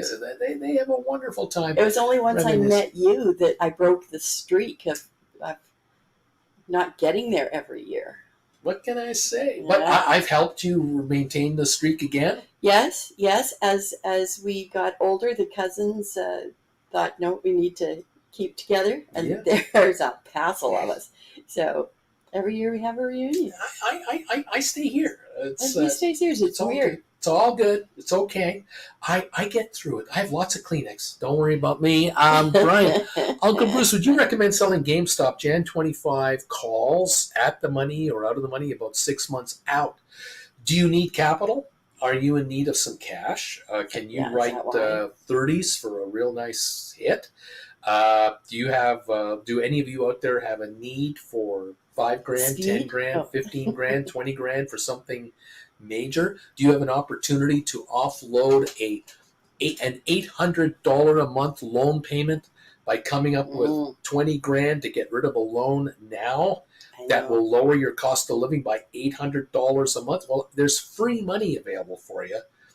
Write call options on whatever you got. If you've got GameStop shares, you write out to January. If you write 25s or 27s or 30s or 32s, or check and see how much you can get for them. And if you've got a couple of thousand shares lying around, you can write 20 calls at $5 a call. There's $10,000 in your hand right now. You can leave it in your account and pull in the interest on a daily basis if you want, or you can take the 10 grand, throw it against your credit card, and if that is saving you 2% interest on $10,000 per month, that's $200 a month you're not paying in interest for the next 5 months until those contracts die. That's $1,000 interest savings. No minimum payments required, or much lower in minimum payments if you've got a bigger balance, for free. Maybe. It all depends what you need it for. Barker, good morning, Auntie Jen. Alberto, AJ, how you doing? Hey. How you doing? How you doing, Alberto? Alberto, how you doing? How you doing? Brian, I think tissues are on sale right now at Costco. Auntie Jen, make sure you buy some for Uncle Bruce tomorrow. That's right. Splayer, so Uncle Bruce has a free man's cave with no tasks. Actually, believe it or not, this is how goofy things are around here. Jen takes off. My cousin is coming over on Friday, my brother from another mother. And guess what we get to do? We get to assemble IKEA furniture that somebody ordered that has been standing in boxes around here for weeks. And now we are assembling IKEA furniture. And apparently they think they can do it without their little helper in the room. Without our special little helper. Our special little helper. That goes there. Don't forget to put that on there. That doesn't look right. Oh, I guess I was wrong. You should undo it and do it that way. You should do it the way they said. Thank you, special helper. No. I'm the one who does read the manual. Yeah. Oh, there's that too. Would you like a last bagel? I think I would love for a week. I would love a bagel. But I know it's Wednesday. Who knows what's on it? Who knows? Should be on the bagel? Is it cheese whiz? Is it marble cheddar? Is it an egg? Yeah. Ooh. You want to go crazy? Put liverwurst on it, or? Oh my gosh! How about we do a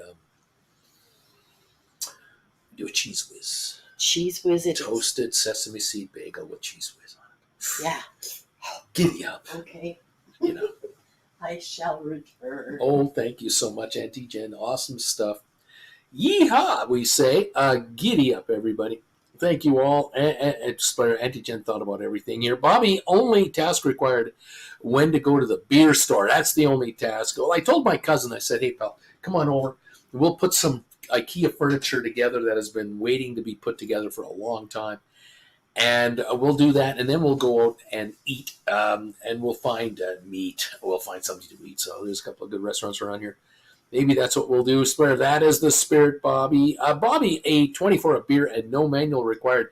Picture 1,000 words after all. You know, there you go. Giddy up, kids. Yes. Well, this weekend is the start of the Stampede here in Calgary.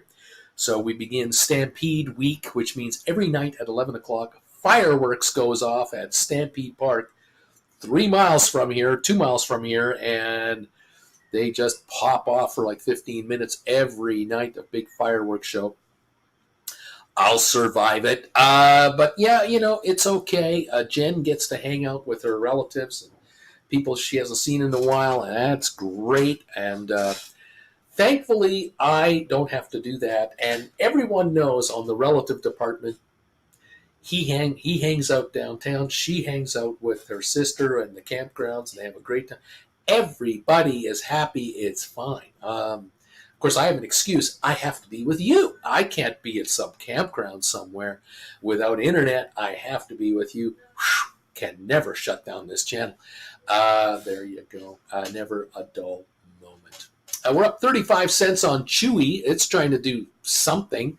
Tesla's up $9.55 a share at $240. I have a suspicion that Alberta will not be buying any stocks through his cash-secured puts that he wrote on Tesla at $235. Something tells me that those puts he wrote for $7 each are not trading at $7 each anymore.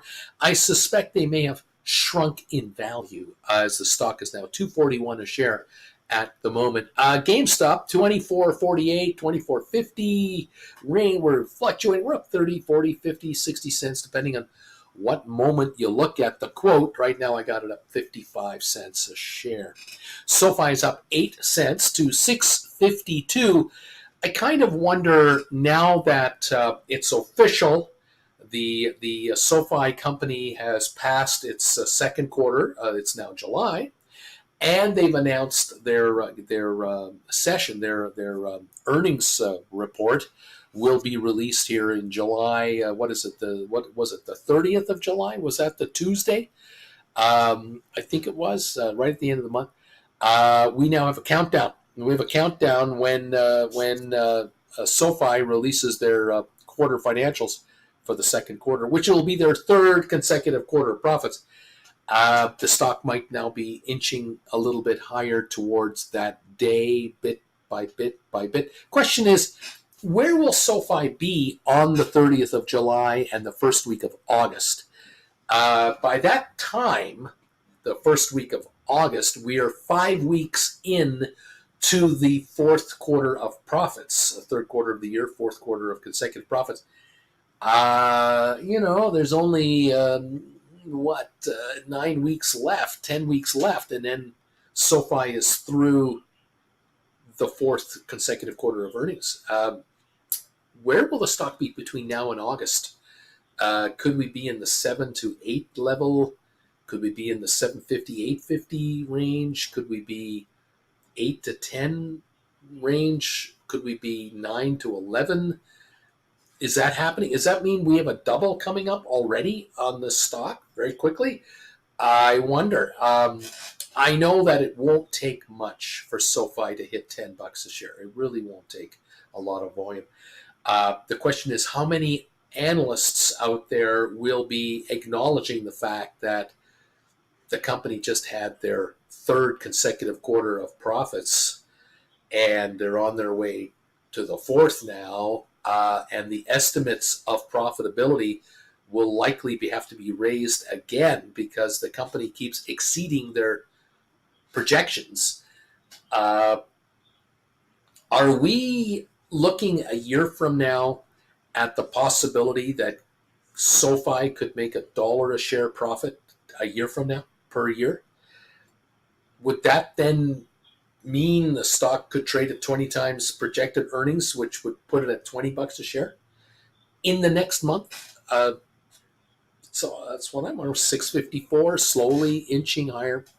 Is today the day it starts the move? I don't know. You know how it fluctuates. We know that. But we are not down in the 620-30 range anymore, are we? All of a sudden, this dip we had might be done for. We were sitting here around, what was it, the 21st of June, 12 days ago, 626 kind of range. That was 12 days ago. We're now at 654. Not a lot higher, but we just seem to be kind of hanging around 6.5 now instead of 620. Is this it? Is this the slow, steady march? We were in the 6.99, $7 neighborhood June the 9th. We were at 740 on May 13th. We were 780 on April 25th. So from here to 8, is that, it's only $1.50 away, is that quickly going to happen?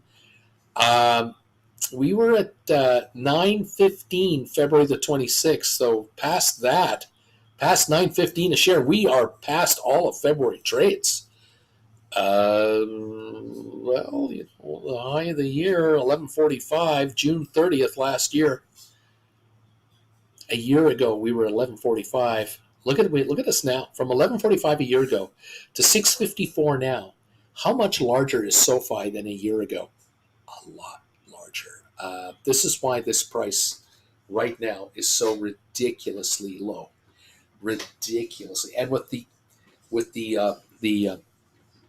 call, the cap call transaction that's in effect, that will ultimately take us to 14.54 a share. I'm shocked that the stock is here. I really am quietly just shaking my head, going, "This is not gonna last long down here." But in any event, folks, we gotta see what we gotta do. What are we gonna do? Welcome everybody. Welcome to the program. Glad you're here. Thank you. Here we go. Cash Grab says Alberto will be paying me some dinero maybe today. I don't mind owning another 500 shares though. Thank you everybody. Welcome to the party, pal. Well, way to go, Bobby. Dude, Uncle Bruce Tesla going nutso mode right now. 243 up $12. Bobby, this would be SoFi's third profitable quarter in a row. Yes, third in a row now. Just finished going to number 4. We're into number 4 now. Just started. Giddy up, Bobby. Going to be interesting. Yes, Tesla 243.25. We're at the high of the day right here. Up $12. Chewy up 43 cents. GameStop up 48 cents. Google down 67 cents. Nvidia is at 122, down 67 cents at the moment.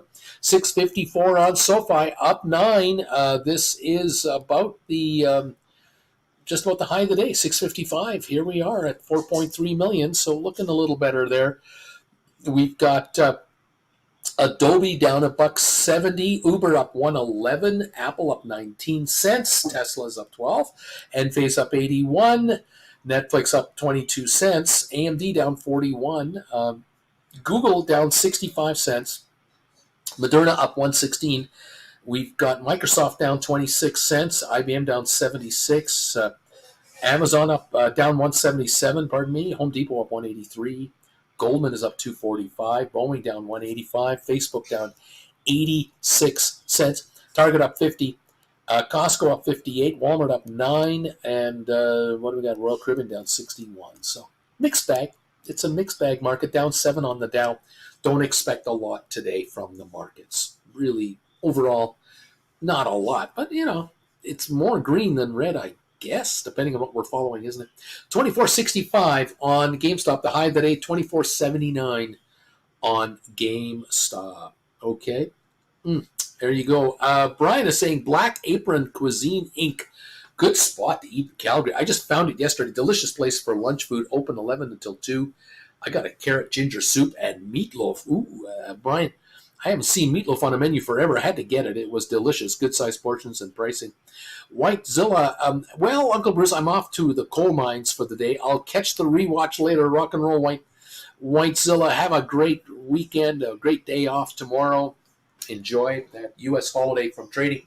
We'll be back with you Friday for sure. But yes, watch the rerun. In the meantime, kids, see what's going on. 243.90 now on Tesla here, up 1260, 1270. Trying to get to 244. There it goes. It's already hit 244.70 range. We're at 244.16 right now on Tesla.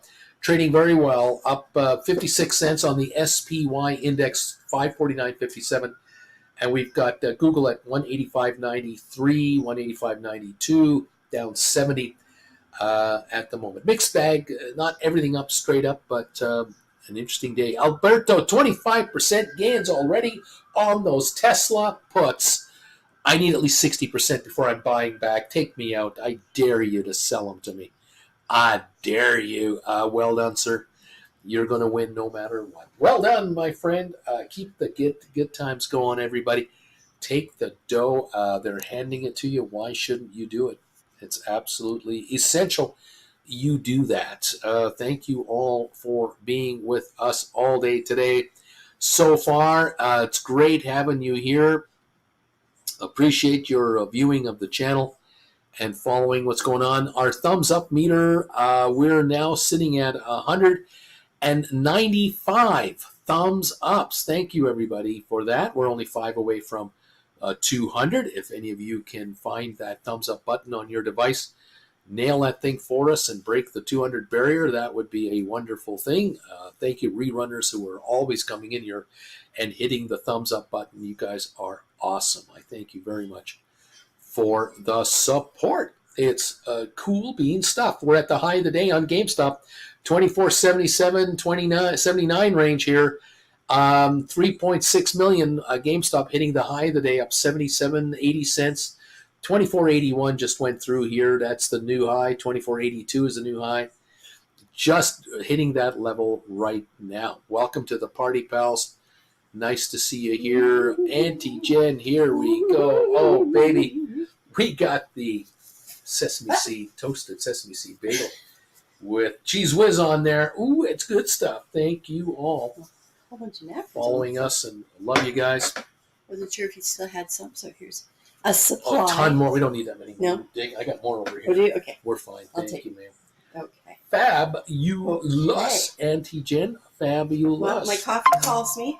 She's saying goodbye to you Everybody guys. have a great July 4th. You're going to be gone for a couple of weeks, really. I am. Yeah, and so, please don't blow off any fingers with the fireworks. And be safe. Be careful with those fireworks out there, kids. Be safe. Indeed, indeed. Bye. Thank you, Auntie Jen, so much. A deep value. You know what?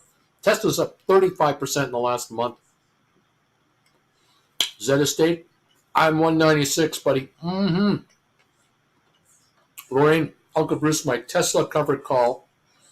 What's going on? I'm out, turns into my safe. Should I fold my arms? Okay, I can't read that. I don't know what that means. ISC 11%. I don't know what you're saying. Splair, bagel. Stephen, bye, Jen. Safe travels, Splair. Wishing you a great camping trip. Lorraine, give me another. Do it again, so I can read what you're saying. I don't know what you mean. 243.50 on Tesla right now is what we got on the stock. We're up $12 a share.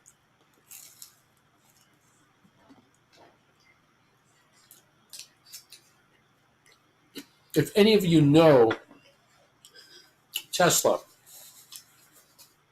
you're aware of the volatility of this stock. A $12 gain, a $15 loss. This stock is volatile. Welcome to the party, pal. Keep an eye on it. 243, high of 244. There you go. GameStop 24.79. The high of the day 24.82. We're near the high here, but only 3.8 million volume, and so I'm not seeing a whole lot going on there. Dude closed my. I closed my Tesla put spread from last week, Uncle Bruce, for a 36-cent debit. I got 146 for that one. So I wrote August 16, 180.90. I got 116 shrinkage time. There you go. Giddy up, man. Well done. Lorraine, Uncle Bruce, I can't do a rollover. That's my problem. I can't do a rollover.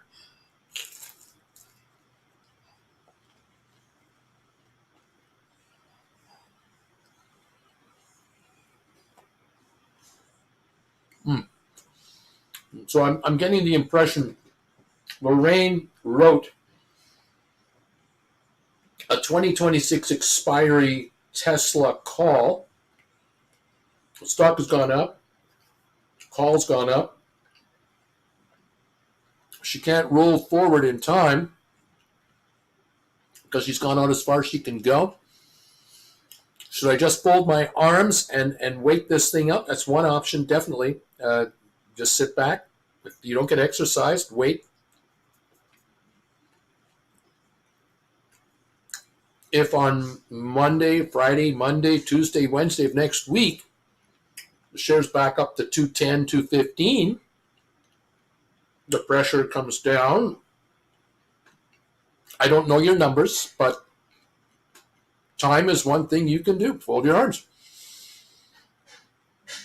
Absolutely swear I will probably go for a walk today, catch up with some Italian ice cream, and fall into a long sleep through atomic sour grapefruit. It's a good plan, I guess. That sounds like a pretty good plan, too. Said, Uncle Bruce, I own Tesla at 135. I wrote a covered call with a strike of 175. It expires July 24. Needless to say, I got blown out. Or is there something I could roll into? What should I do? Well, you could take a look at going forward to maybe January 25 and just move up from 175 to 190, 195, 200. You might not be able to catch up with the market. You might not. But if you can move up $25 a strike, that is $2,500 more to you if you got taken out. If the cost of the call you're buying versus the call you're selling is a break even, but you can move up and strike, I would be doing that. I would do that out to 2026 if I had to, if I could go up even higher in strike. Every $5 in strike is 500 to you. So it might be worth your while to go up 10, 20, 30, 40, 45, $50 a share if possible. Take a look at that. Yes, that's what the option chains are for. Absolutely. Yeah, for sure.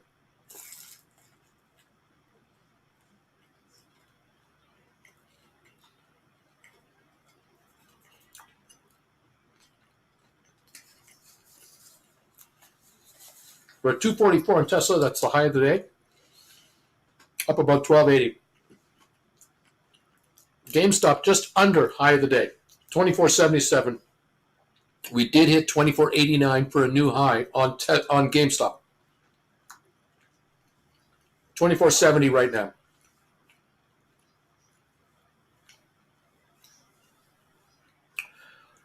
We shall see what we shall see here. The stock can move up on GameStop, no problem. Chewy's up a nickel, nothing going on there. Okay. Giddy up, everybody. Let's see, Alberto Zed. What? You're in a great place to go to assignment and roll into cash secured puts. Dude, Tesla almost as good as GameStop, but not quite. I wrote a September 20, 1916 for $1.03 just now on GameStop. It's a 150 buying power for that spread. Whoa, I wrote 3 of those. That's pretty nice. $3 spread and you got $1 for it. That's 33% return. That's huge. We're passing 248 here. Zed, buyback is 67 per share. Ouch. Well, that's because the stock has gone up. Your stock is up. Your contract is up. Do a rollover. Absolutely find the contract you're going to write right now. Find it. Go to January 25. Go to January 26. Can you write a $65, $75 call option at a higher strike? I'm sure you can. You can move up the strike. Alberto Zed, that's $40 plus premium. Wheel that position. Better premium in the money or at the money. Here's wise words, my friend. I don't know why you're sitting on your hands when the market does this. I don't get it. Zed, you know better. You should be on top of this. I don't understand why you don't move. Anyway, there it is. 245.90, almost 246 a share. Opportunity knocks to do rollovers here. Absolutely.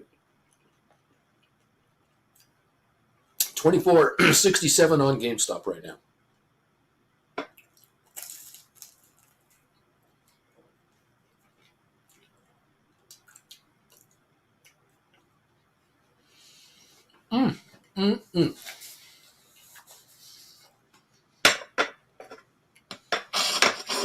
Another smart move on a rollover.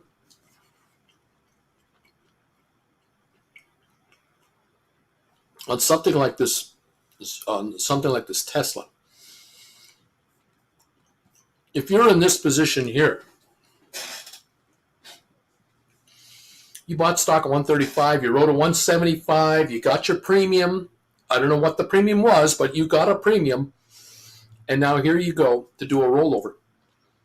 Even if you write a contract, say 6 months further out, and you don't get the price that you have to pay to get out of the call you're into, let's say you can only get, it costs you $1,000 out of your pocket in cash to buy back this call and write another call that is $40, $50 higher in strike. If you can move up $50 in strike and it costs you $1,000 cash, you're paying $1,000 to get $5,000. This is smart option writing. This is smart repositioning, because you just added $4,000 to your net value of your position. You should have no trouble using the marginability of your Tesla stock to come up with a measly $1,000 on this contract to roll it up. And if you now are into 225 contracts that are out to January 25, which is 5 months from now, brilliant.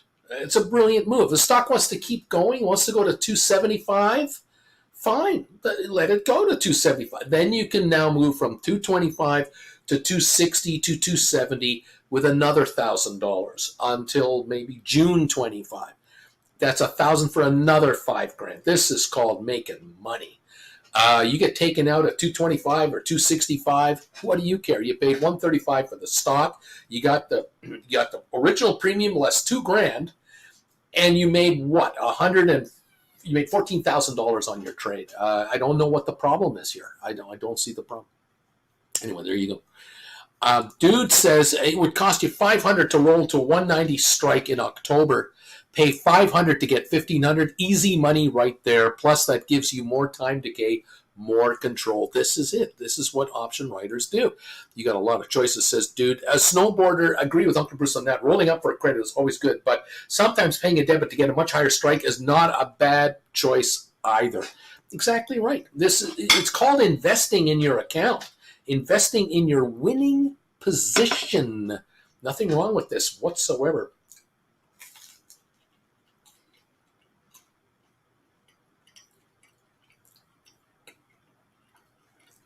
You know, when the stock goes to 245, 250, 260, you've done a roll, you paid $1,000 to do it.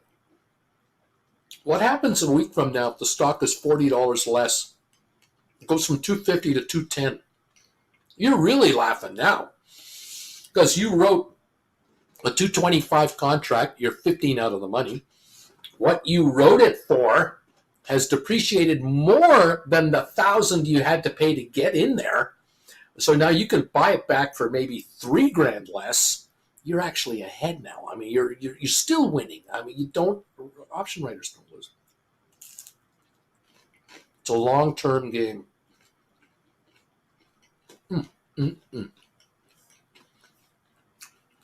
Credit Savage of Wall Street. Good morning, my fellow simpletons and degenerates. I've been a busy bee here. I needed to raise capital because I saw an opportunity, so I drew up a gameplay using some sweet techniques, and boom, away we go. Spicy. Uncle Bruce, I sold a $17. I sold 17 $25 puts on GameStop that expired Friday. I got $1.33 for them. I put in a buyback at 66 cents. How does that sound? That sounds pretty good. That sounds pretty nice. Giddy up. 24.66 on GameStop, up 245.45 on Tesla, up $14 a share. We're a little overcooked right now on Tesla. That's my humble opinion.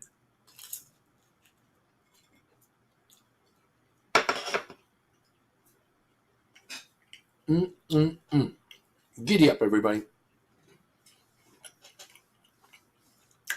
Looks like AI is trying to go back to 29. 28.76 up 67. GameStop 24.65. Up about 65, 70 cents or so on GameStop. SoFi 650 up a nickel. Nvidia down 46. Rocket Lab is up 7. Matterport is up a half a penny. Smart Rent up 5.5 cents. Giddy up, kids. Apple down 38 cents. AMD down a buck.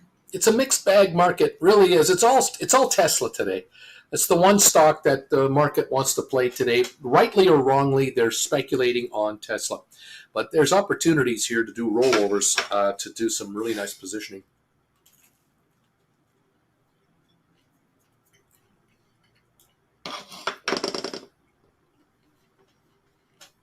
Mm-mm-mm.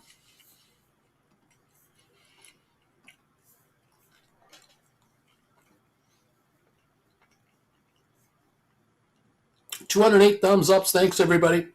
Appreciate you. We love that. Thank you. Brian, oh my God, didn't even see Tesla today. Wow, go Alberto, go. Well done, buddy.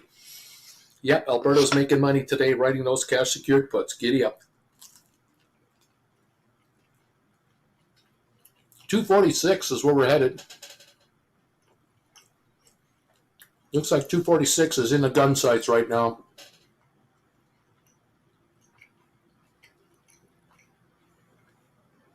Giddy up, Tesla.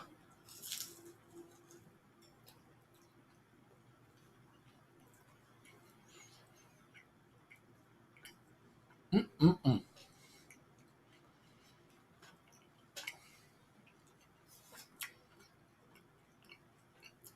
Look at all kinds of quotes here. Dow's up 4.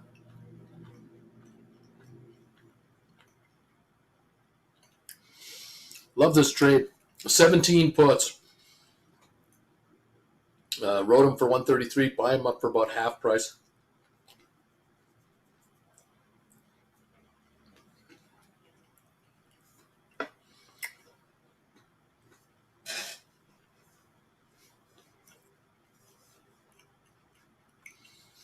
Making about $60 a contract 17 times.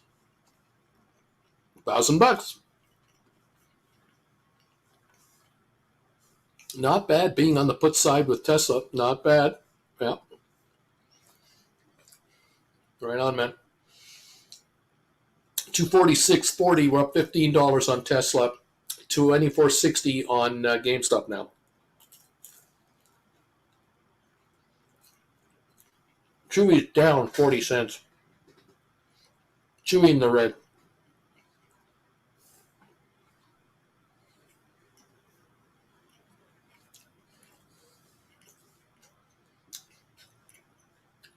Let the stock tell you what to do. It's screaming at you now to move up your strike. It's yelling at you. This is such a smart move to do this.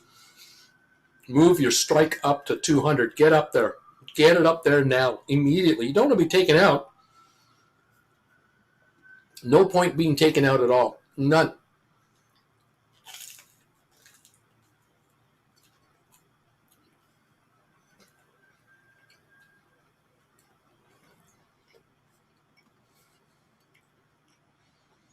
NKLA.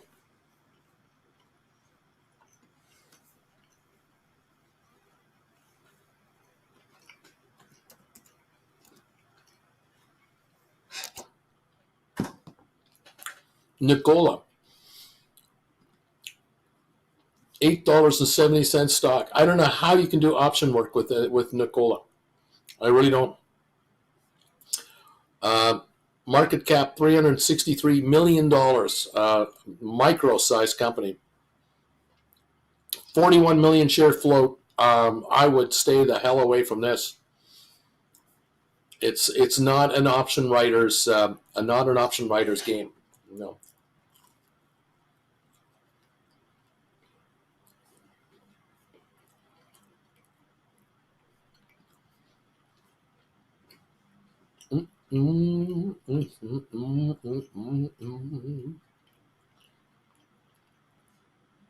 Dude, this is a good point. The Tesla power bank battery beat on ER for the quarter by more than double last quarter. People are seeing that it's not just a car company. I agree. Tesla long term is not just a car company. I agree.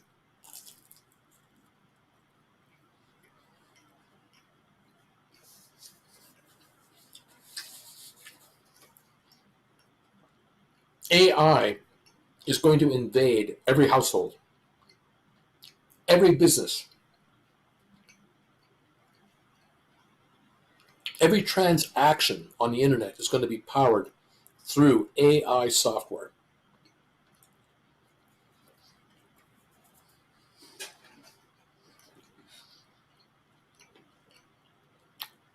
But the amount of electricity required to power computer systems using AI software technology, huge. So,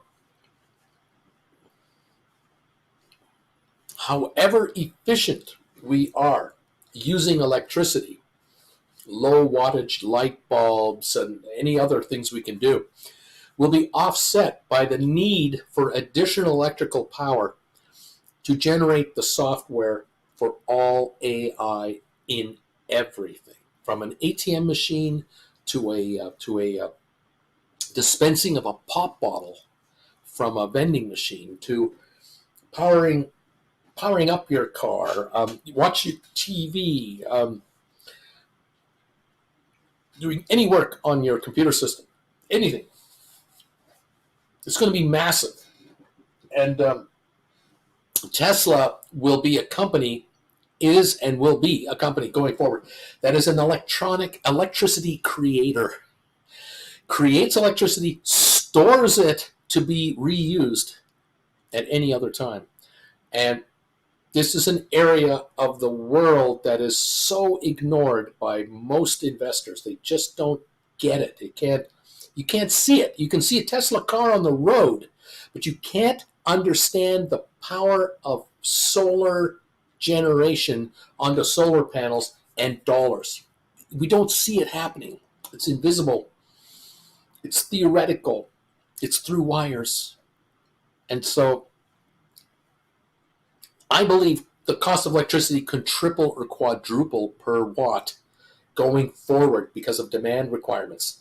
And so any company that can produce more electricity from the sun for free is a winner. Those who use it will be a winner. And so, yes, Tesla has so much extra upside. But in any event, there you go. Brian, well, there was an article about Google's power usage due to AI was up like 40%. Wild. Spice says, okay, gotcha on that NKLA.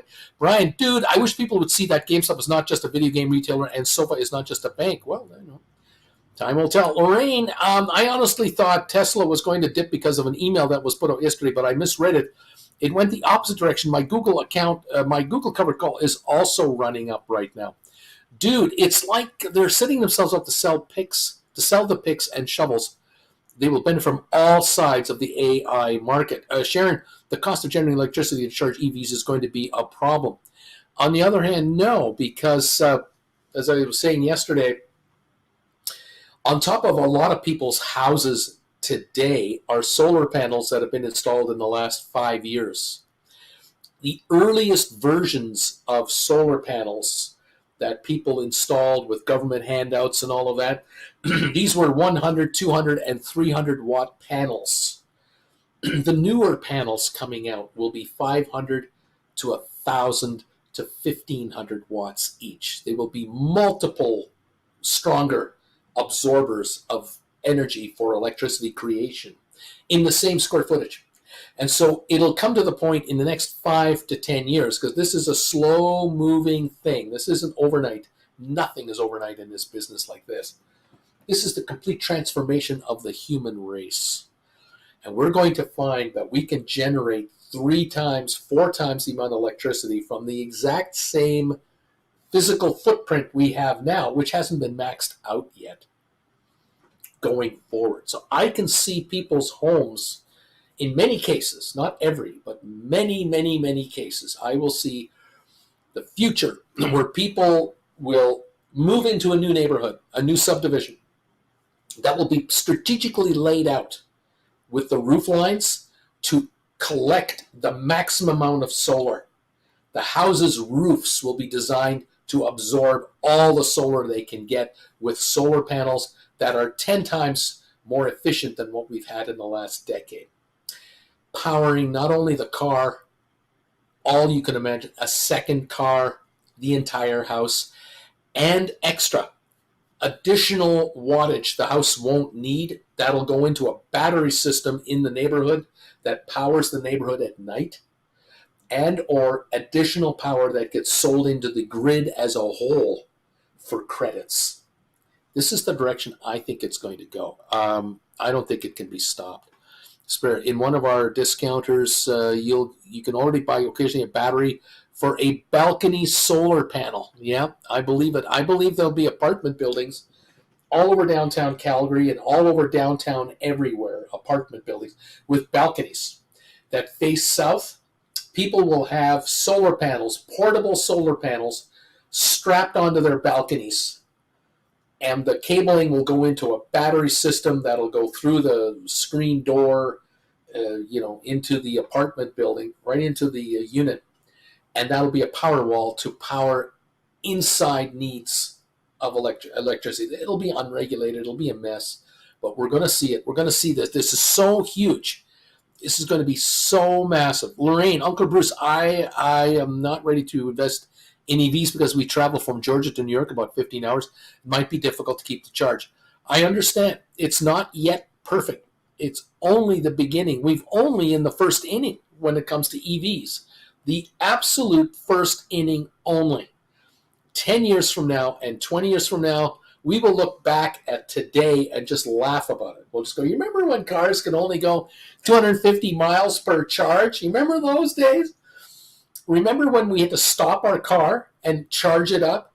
We now drive on the highway, and in the highway itself, there are strips of highway that are 5 miles long with lanes where you drive the car on this lane for 5 miles and you charge your car up while you're driving. A complete new world is coming. A completely different world is underway. We are kicking and screaming right now in many, many cases, but this is happening. It won't necessarily be maybe North America that leads the way. It might be other places, but we'll catch up. Don't worry. Sharon, in Australia, people are being charged if they put electricity back into the grid during the day when it's not required. This is where I expect in Australia, people will have battery systems instead, and they'll store a week's worth of energy or more into their battery systems, a month or more, and use it later. Solutions are coming. Believe me, dude, Tesla will have market share here and worldwide thanks to U.S. markets. They can dominate domestic markets, also be the major supplier outside. They operate successfully in China. Dude, most of the Mag 7s have been unsuccessful in China, not Tesla. Blair, I bet you need an app installed in your car to pay for that charging lane, a little extra fee. Maybe, but you're not going to stop at a gas station every 30 miles. You might have battery systems in 10 years on a car that goes 800 miles. That covers a lot of range. That's longer than people can stay in the car between bathroom breaks. That's coming. That's absolutely happening. And right now, you take a long-range Tesla with a 300, 400-kilometer range. I cannot stay in the car 8 hours without getting out. And how many times a year am I going to drive 8 hours at a time? I mean, impractical. It's like non-existent. 1% of the world does long-term travel regularly.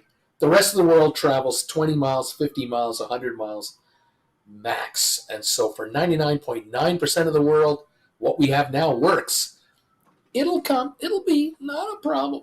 Just give it time. Bobby, Uncle Bruce isn't just chewing bagels here. The electric car can already recharge during use to a low 90%, cannot keep recharging to full, but it's coming as well. Yes, absolutely. The changes and the upgrades coming are just stunning.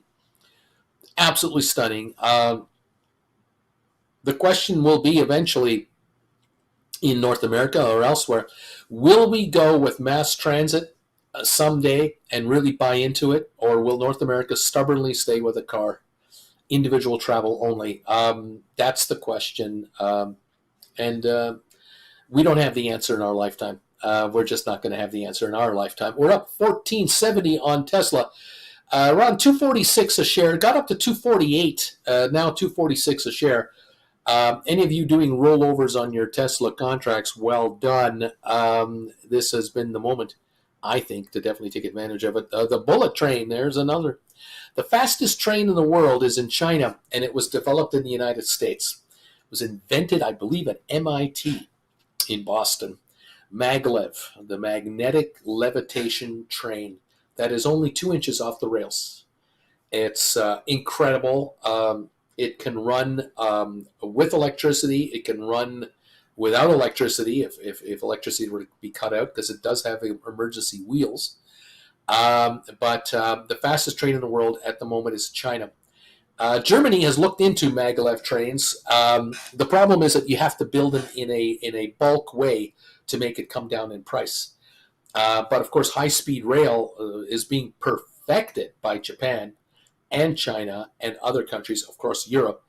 They have really gotten the handle on this. Even though there are high-speed trains in big metropolitan centers in Europe on old existing rail lines, still the ability for a European to travel from Vienna to Frankfurt to Berlin to Hamburg to Amsterdam by high-speed rail is stunning. Through France and Spain now, Italy is incredible. The amount of changes in the last 20 years to these countries, the EU as a whole has gone mega into high-speed rail, and it is paying off handsomely. And for Europeans of all economical values, students right up to seniors, at any economic range, they all benefit from it. And of course, the amount of pollution going into the air from high-speed rail compared to congested highways, there's no comparison. It's incredible.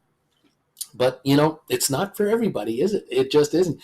Deep Value, the new Tesla FSD version should be coming this week, apparently. Well, there you go. Anyway, we'll see how it all plays out. Kids, thank you so much for being with me today. Thank you all. I hope you've had an okay week so far. I appreciate all of you for being with me and hanging out this week. Have a great 4th of July, my American friends. Enjoy yourselves. We here in Canada who follow the U.S. markets will kind of chillax and relax with you. I'll be back Friday. I'll look forward to seeing you all. And we'll see how this markets go, and see if we can see if how much richer you guys are getting. Sharon, those trains in Shanghai make a hell of a bang when you pass one going the other way. It's scary the first time you hear it. Richard Carlin, neat. Thank you, Richard. Thank you all for your comments today on what's going on. Uncle Bruce, it was a very educational day today. Thank you, Lorraine. Again, always being here. Deep Value. See you soon, Uncle Bruce. Neat. Thank you all so much. Have a great 4th of July. And take a nice day off. Watch the shrinkage. Let's be here Friday to watch some more shrinkage and figure out what's going on over the weekend. Splair, I'm wishing you all a wonderful long weekend and a great 4th of July. Savage of Wall Street, I did all that to buy 400 free SoFi and to raise some cash to go back to Tahoe with my kids' soccer camp. Thank you, Uncle Bruce. Well done, Savage of Wall Street. Keep going, buddy. Making the dough, taking it from the gamblers. Absolutely beautifully done, everyone. I'll keep an eye on the markets out of the corner of my eye. You'll do the same, and we'll see each other shortly as we attempt to get richer in this incredible, crazy, opportunistic world in which we happen to live. Option writers, you're on the right side of this market. Keep it going. Thanks again, all of you. Thank you, Larry Titus. Have a good 4th, everybody. Enjoy all, and we will see you here day after tomorrow for Friday for another day of fun, and enjoy the classes, those of you who are taking the classes, and get more educated on how this game works. This is a fun game. People like this game, taking money from option writers. All right, guys, all the best to you. We'll see you a day after tomorrow. Goodbye from Calgary. Take her easy.